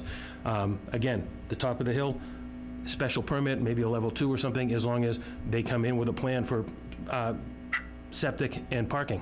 And then that more intensive use in the middle of the campus, which is probably the most attractive thing to an outside developer. That might be a little bit more stringent special permit process, but at least you've got different levels of the permitting that can happen all under one umbrella, all kind of tying into the concepts that have been brought forward. We will share with you what came out of the abutters meetings and the first public session. There'll be a second public session, as we've said a number of times, next week. So that'll for further development, but you'll find out where we're starting from. John, am I missing anything? Let me just ask you that question, because I think it's a good point. But so is Gordon Conwell agreeable that they can actually sell their property in 3 distinct parcels? So the seminary has basically said all along, they are in the process of planning a move of their main educational mission to downtown Boston.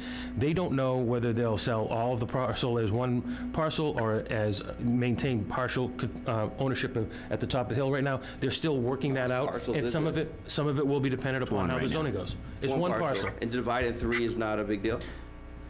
Well, we've kind of, with the consultants, and Rick can speak to this too, because I think he's going to, but we kind of wanted to divide it with the consultants a little bit, because there's kind of distinct areas where things can happen, right? So that's why we kind of broke it down that way, instead of holistically as someone's going to buy the whole campus and make it into one thing. We saw it more as mixed interest and entities on the campus, and that, I think, is more better for the town and the seminar as well, because I think that for the town, I think at one of the abutters meetings, someone had said, well, we want it to have kind of one tenant, one flagship tenant that's going to be a stable environment. Well, we've had 2 so far, right? We've had the seminary and a previous campus. And so what happens when you have something go wrong with your one entity, then you're out this whole thing and you have to do this process that we're in now. So if you have multiple entities, if one falls out, it can be backfilled with a similar type of entity or something that can use that same space. So that's what we're kind of hoping for. And to Joe's point with the kind of holistic view and next steps here, just to kind of bring us back to what John had said earlier, with what we're kind of looking for an outcome from this meeting is kind of what we're looking to preserve on the campus and what we're looking to develop on the campus. And I think that leads into some of the by right options. And I don't know if Joe was getting to it or Bill was, but my thought was, like, let's say we have the discussion tonight and we say, we think the retreat house is something that should be saved, okay? So maybe if an entity comes in and they say, we're going to keep the retreat house and we're going to do X with it, maybe that's a by right thing. But if an entity comes in and says, we want to raise the retreat house, then it's more of that kind of special permit level. So maybe some of the by right things are for preserving things on the campus that we want to preserve. And there's, we can look at it that way, but I think looking more holistically at the campus as what we want to preserve and what we're willing to kind of give away, and then also, if there is something that we like to keep, like Pilgrim Hall or something like that, that maybe if we say, okay, well, if they really can't use it in the way that we want as a by right, they can do this and we can apply for a special permit for whatever it becomes. Just some kind of suggestions on bringing us back to what we want to keep and what we want to be able to develop up their ideas for it. I would add too, real quick, we have to remember that there is already a by right on the existing zoning, and it's not something that anybody, including the seminary, has wanted to focus on. Right, we're trying to... Part of the reason we're in this kind of condensed timeframe is the seminary has a little bit of a window that they're trying to operate within, and we're trying to accommodate them, but we're also trying to make sure that we don't wind up with something up there that none of us really wants, which is the whole property developed as single-family housing. That is the by right now. And we're looking to try to change that by right to something else that would be more in concert with what the town, what the abutters, what the community group, what the seminary, what you folks have told us you would rather have there. So we do need to try to maintain some speed in this process as best we can, without losing the details, without just giving away the farm. But we do need to try to keep working hard on this. Right, we already have a buy rate. We're trying to avoid it. Mr. Chair, if I could just throw out just another obvious comment, but it's important. Because the town is negotiating with only one property owner now, the college, you have a great opportunity to get in place a contract that will run with the land, that will bind these three sections or the entirety of the parcel. That's impossible to do if this land gets carved up. We'll then be dealing with one or two or three or four or five different developers, none of whom will have anything in common. The benefit right now is we have one owner that has everything in common. So we really want to get the college, to the extent that we can, get the college to enter into this development agreement so it binds the future. And that becomes one big headache out of the way for the town. You will not have to worry about it again, because we'll have a binding contract that will last at least 30 years. Right, you're raising a good point there, John, that if we take long in this process or it doesn't quite go the way that we're foreseeing, if the seminary sells off half, a quarter, whatever the property, kind of all bets are off for that section of the property. It will go to residential zoning, and it's kind of out of our control for the most part. Yeah. All I can say is, boy, we have a lot of work to do. So, Joe, you're going to put together a schedule that will give us... Mr. Witten's help, yes, we'll put together a schedule, so make sure we get everything right. That'll give us a milestone. So that really falls back to the planning board to digest what we've heard tonight. The documents that John is going to send to us, and I'm talking to the board now, is we really need, before we jump into anything, I think we need to do almost a whiteboard exercise, just break this down into bite-sized components. What do we want to work on first? And then that could be, here are the uses we don't want at all on that. Well, I actually thought that was the development agreement. Yes. Oh, yes. They're looking... So we can get it into the development agreement. We want to know what those things are from you so that we can put them in.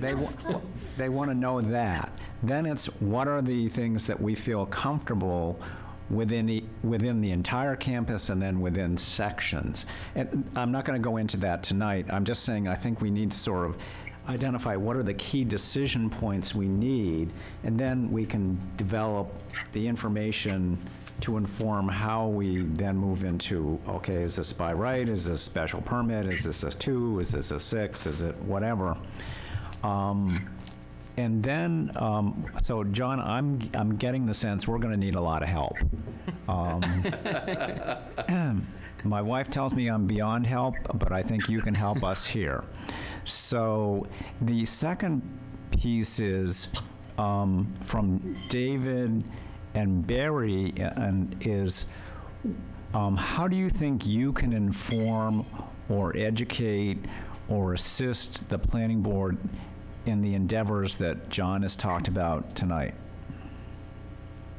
Well, our ultimate goal is hopefully we'll have the input from the assessor that will be important to this by the January 26th community meeting, is to be able to provide, basically the numbers, the dollars for fiscal costs and benefits for different uses, to play that out over different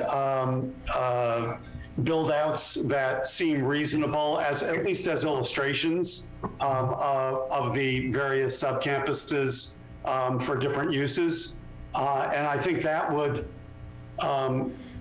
be able to enable the planning board and the community to really understand these options in a much more tangible way, instead of sort of disembodied concepts. You could say, the upper campus maybe has a capacity for X square feet of life science or commercial space, if that were to occur, and here is here's the number of people that would be there in terms of employees. Here's the tax revenue you might expect, that kind of thing. So I think that at least if I were in their shoes, I'd find that helpful to be have a much more meaningful basis for considering these things. David, do you have anything you'd add to that? Yeah. One comment is, I know it may seem like this is an accelerated process, but at the same time, it can be helpful to have momentum. So a part of the message, I think, next week is to recognize that you can move judiciously while still creating some momentum and some progress, because you're right, these things can languish for way too long, and part of our goal, I think, next week is to help, frankly, educate people about these trade-offs. And 2.5 parking spaces per 1,000 is very different than 4 spaces per 1,000, and that depends on the use. So there is a carrying capacity, to use John's term, that we can help articulate, and I think that'll be important. The second thing I wanted to say, just because it's come up a couple times tonight, is form-based codes can be very effective. Traditional zoning very seldom results in the types of environments that we all most cherish, a mix of uses, things like that. However, if you really want to drag this process out, I would sort of try to push a form-based code onto a site that may not need it. That sounds a little harsh, but look, these buildings, there's 14 different buildings in 5 different styles. This is not a good application for something like that. As much as I enjoy working on form-based codes, I don't feel this is an appropriate opportunity for that. Nevertheless, objectives, design criterion, parking below buildings, working the topography, no building higher than the steeple. There's lots of performative characteristics that can be applied in the development agreement that will achieve those ends. And I don't want to belabor the point too much, but I did just want to suggest that would really complicate things in a municipality that doesn't have a lot of experience in it. And I feel it's like the difference between open heart surgery and arthroscopic surgery. I don't think you want the pain of open heart surgery here. I feel like there's other means, other tools that we have at our disposal to try to arrive at a healthy body, to stick with the metaphor, I guess. Well, Joe, to your question about the planning board preferences, I know that Mary Ellen transmitted to the select board the work product of the planning board from January 10th. Yep. And so drawing to was a collaborative effort by the planning board members as to their preferences for the site. And certainly, if you needed to get a larger version of it, either Emil or Jonathan could provide it. But we did discuss buffers around the entire property. We discussed the heritage landscape. We discussed 2 different viewpoints. We discussed what we've referred to as a greenway for civic space that basically followed the pattern of the mature trees on the site.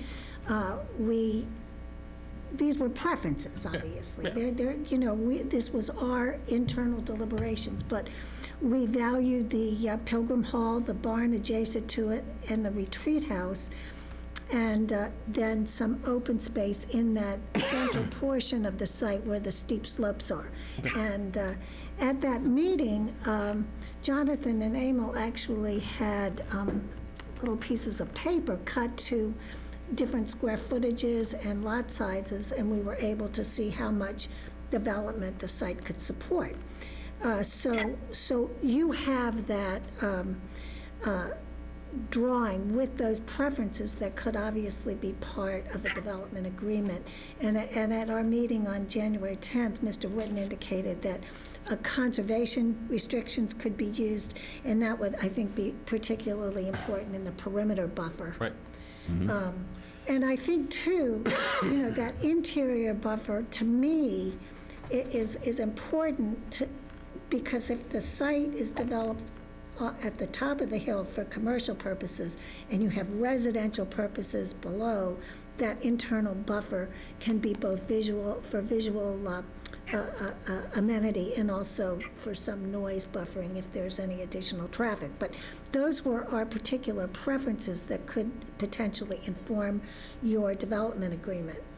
That's great. I appreciated that because I didn't want to be presumptuous. I did see those. I thought there was very thoughtful and there was a lot of good work in that. I just didn't want to assume that was what you wanted us to take into the negotiation. So having your say that makes it a little bit easier. Well, sure. We'll definitely do that. This is something, this was our wish list. Right. Okay. In the best of all possible worlds, this is what we would like to see.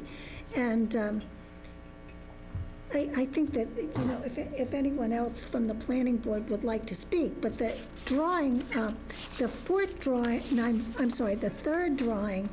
that was produced really does show quite extensive development of the site while preserving the civic amenity and also pretty much the scale on the lower portion of the site, whereas the upper portion could grow almost double in size.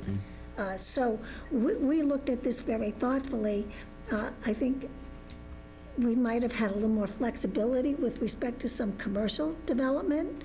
I think Pilgrim Hall has maybe some potential on the ground floor for a small market or something along those lines. If you have sufficient residential development on the site, it might be significant benefit to the new residents to be able to pick up a few small items or whatever, or some flexibility because uses change. Right. That's the thing that we really focused on.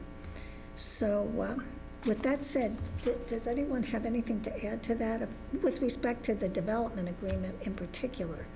But that will really assist us. And then any templates that we can get are really important. I mean, it's much harder to write from a clean slate than it is to take components from codes that have been used in other communities. And that's why, I gave you the comparison between the Willow Street Overlay District that was mentioned to us and the Village Center Overlay District. The Village Center Overlay District had, I think Mr. Witten would agree, it had uses by right with special permit, excuse me, I misspoke, uses by right with site plan review as well as special permit. And the special permits were designed to approve greater density, higher heights, and that type of thing. But I see almost different codes applying to different portions of the site. So my own personal view might be that the dormitories could be by right with site plan review or a very limited special permit to just make sure that the buildings have some aesthetic component, but that could be addressed. But clearly, if there was some element of affordable housing and then market rate housing, all of that housing, just like the development on Willow Street, the new Tregorth development, all of those units would count for the SHI. Yeah, as long as they were rental, yeah. I think that probably the consensus would be there's a real need for rental housing in the town. I think that I'd like to see some market rate rental housing, but if there was an affordable component, that would clearly benefit the town. Absolutely. Agreed. And, you know, the buildings E and F are the most aesthetically pleasing and could be integrated into other development as well. So, you know, you'd want to see some nice design standards for any change to that building because it would affect the market value of senior housing, for example.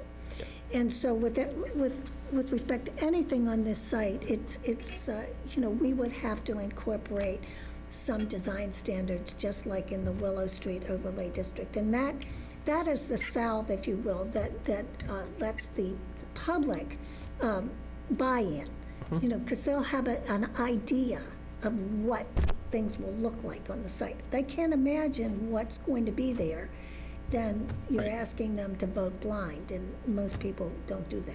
Yeah, I thought that your analysis of the Village Center overlay district versus the Willow Street overlay district was really good. John Whitten and I had a preliminary conversation about that, and we kind of both sort of envisioned a kind of a melding of the two, taking the best from each and kind of creating a new overlay district for the town that would, like you said, take the best concepts of each and blend them together in a way that's useful for the board and the greater town. So, yeah, I think we can work on something like that, and the feedback on preferences for the site will greatly enhance our discussions with the seminary. We just need to hear something similar from the select board, what their wish list is as well, so. Yeah, I think that the planning board, you know, I think we demonstrated that the site has a significant potential for development and fairly dense development while preserving all the kind of environmental features of the site that the public, at least my recollection of my table at our first workshop, felt were important. And I think, like, just as New England Biolabs, it's important that the public have access to this site, particularly because of the heritage landscape and also because of Browns Hill. Sure. And so having trails that, you know, can access that, that's an amenity for the town, but it also provides an amenity for any developer who's thinking of bringing employees onto the site. I mean, on a nice day, you know, to have some kind of a park-like setting up there, that benefits the owner of the building as well as the public. So, Arnie, can I jump in here? Sure. I'd love to hear what the seminary, Ken, Scott, are thinking about what they've heard tonight and the timeline they have for making a decision about their potential use of the campus, because we're going to be working extremely hard. This is going to take us, the planning board, hundreds of hours of very diligent work, and I just want to get a sense from the seminary, you know, what they think they're going to keep or what they're not going to keep, and what their sort of overall timeline is for leaving the campus. Sure, I'll answer that. First of all, let me just say thank you again to everybody. I think tonight's meeting was reflective of this entire process. There's been a wonderful esprit de corps. There's been good, healthy discussions. There's been a real desire, I think, to find a win-win. We all know what lose-lose looks like. That's, you know, a bunch of 1 acre zoned houses. That's lose-lose. And I think all of the work that I've seen really says that I think we are extremely close to making sure that we can have this combination of an overlay that will maximize the ability to develop the property in a way that makes sense, but also the development agreement to give assurance and protection, as it were, to the town. So I just think this process is moving in exactly the right direction. I can't give you a timeline at this point because we're in a bit of a catch-22. We're ready to market this property now, but we don't know what we're marketing yet because so much rests on what the zoning produces, because it's just a different situation from saying, here's the campus, but you're going to have to appeal everything to the ZBA because of the current zoning, as opposed to, here's the campus, here's what we've agreed together with the town, and it works for everybody. And understand there are restrictions, but there are reasonable restrictions. They aren't onerous restrictions, etc. And you have there's three levels of, by right, by review, by appeal. I just think that is genius, and I just, that will help us. I also can't tell you what percentage of the property we may stay on or we may leave, because the Board of Trustees hasn't even had a meeting to discuss that. What I can tell you is we will put the whole property on the market, and that may very much drive our thinking in terms of what we ultimately keep or don't keep, etc. But I can tell you the whole property will be on the market. And then that's why this process is just so important. So again, thank you, everybody. And Rick, you are right. You guys are putting a lot of hours. We really appreciate that. And I just think this is a model of town and gown. Thanks, Ken. Any other comments or questions at the current moment? We've got a lot on our plate, to say the least.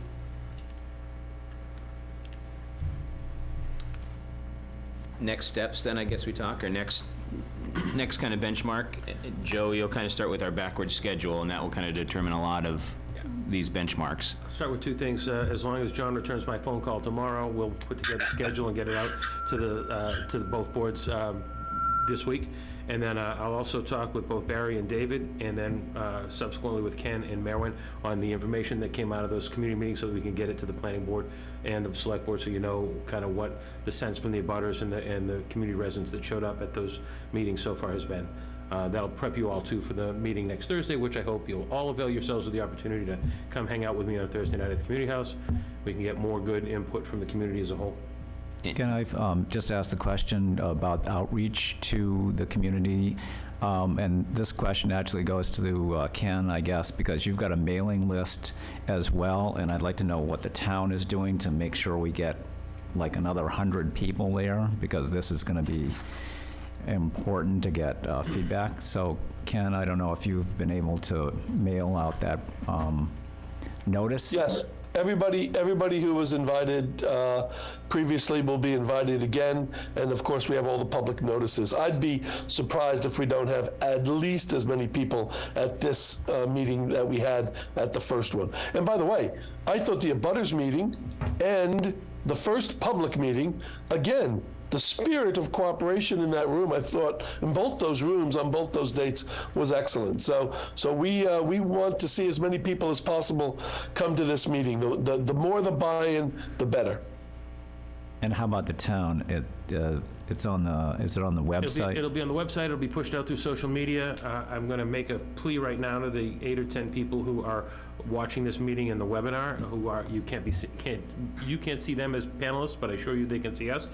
Tell all your friends and neighbors, if you've enjoyed the discussion tonight, come next week, let us know what you think, and tell your friends and neighbors, and help us push the word out about community workshop number 2, which is Thursday the 26th at 7 p.m. at the community house. And we'll put it out on our signboard as well, et cetera. Yeah. Well, I just have to reiterate, the sooner that that the planning board can get the development agreement and also any type of templates at all for an overlay district, setting forth different permutations for site plan review and special permits, the better.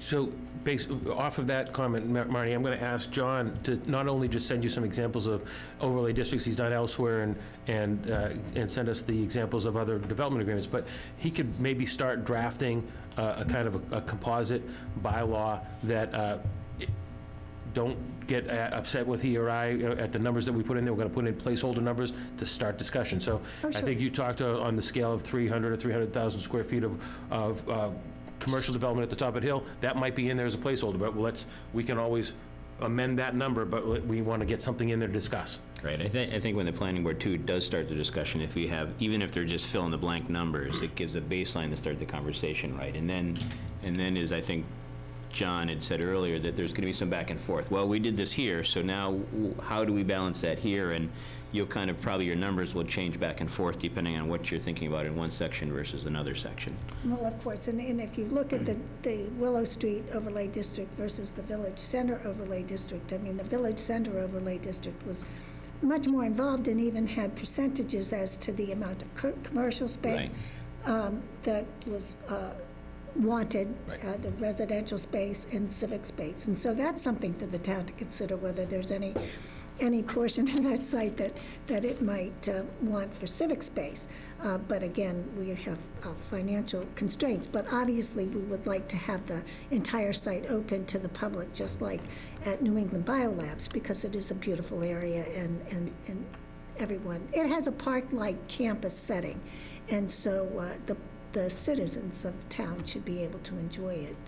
It's large enough so that it could accommodate the public. Speaking of citizens, do we have the ability to see if anybody has any questions from the public, or? We can ask the attendees to raise their hands. I will put,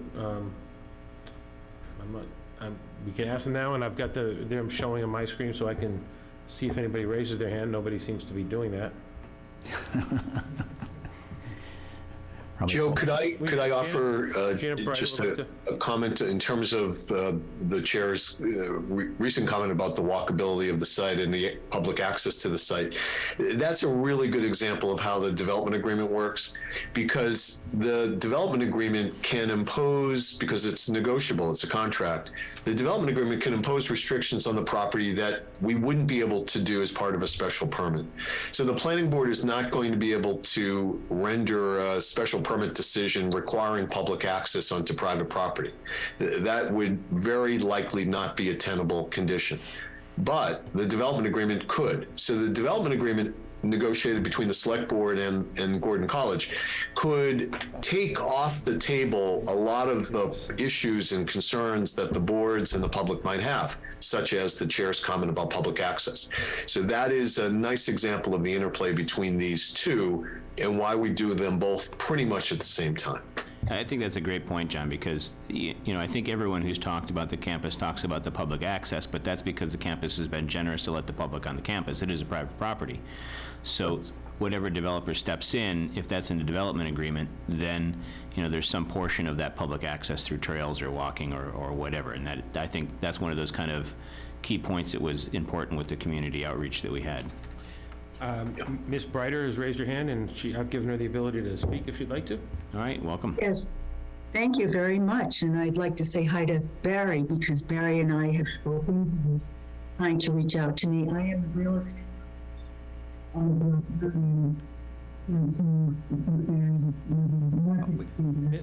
Excuse me, Ms. Brighter, you're muted. I don't know if you need to move closer to your microphone or what.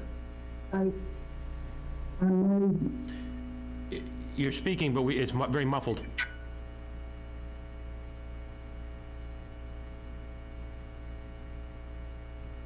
Is that any better? That's better now, yes. Loud and clear now. And I'm sorry I'm not on camera. I'm already on camera, so. What did you say that, You're faded out again. I am a real estate. We can't hear you. Yeah, strange. You can't hear me? We heard that, but then you got muffled after. So try again. Okay, we'll try again. Boosted my volume on the mic. Is that any better? Now you're good. Okay, great. So, I was very happy to hear from Barry Abramson, as he was doing some of his R&D to get some of the market rate information and single families. And I shared with Barry, and I don't know if this is relevant or not, but I guess I wonder what the value would be of concepts. I mentioned to Barry the notion of a planned unit development and whether that could come under an overlay header, but basically conceptualize the notion of live, work, and play, and kind of embrace that as a big umbrella, to then tuck underneath that possible uses. So residential, play is recreational, fitness. I mean, there could be a variety of things. And I mentioned to Barry that perhaps even at this stage, there might be some merit to considering potential stakeholders. There's a large creative community on the North Shore. So academia, and just basically get some of the potential stakeholders, AKA developers, together to be part of this dialogue. I don't know if that makes any sense at this point. No, from what I kind of gleaned from that, you're in and out a little bit, but you're talking kind of a holistic approach to that live, work, play, where maybe you have residents and work and open space to enjoy.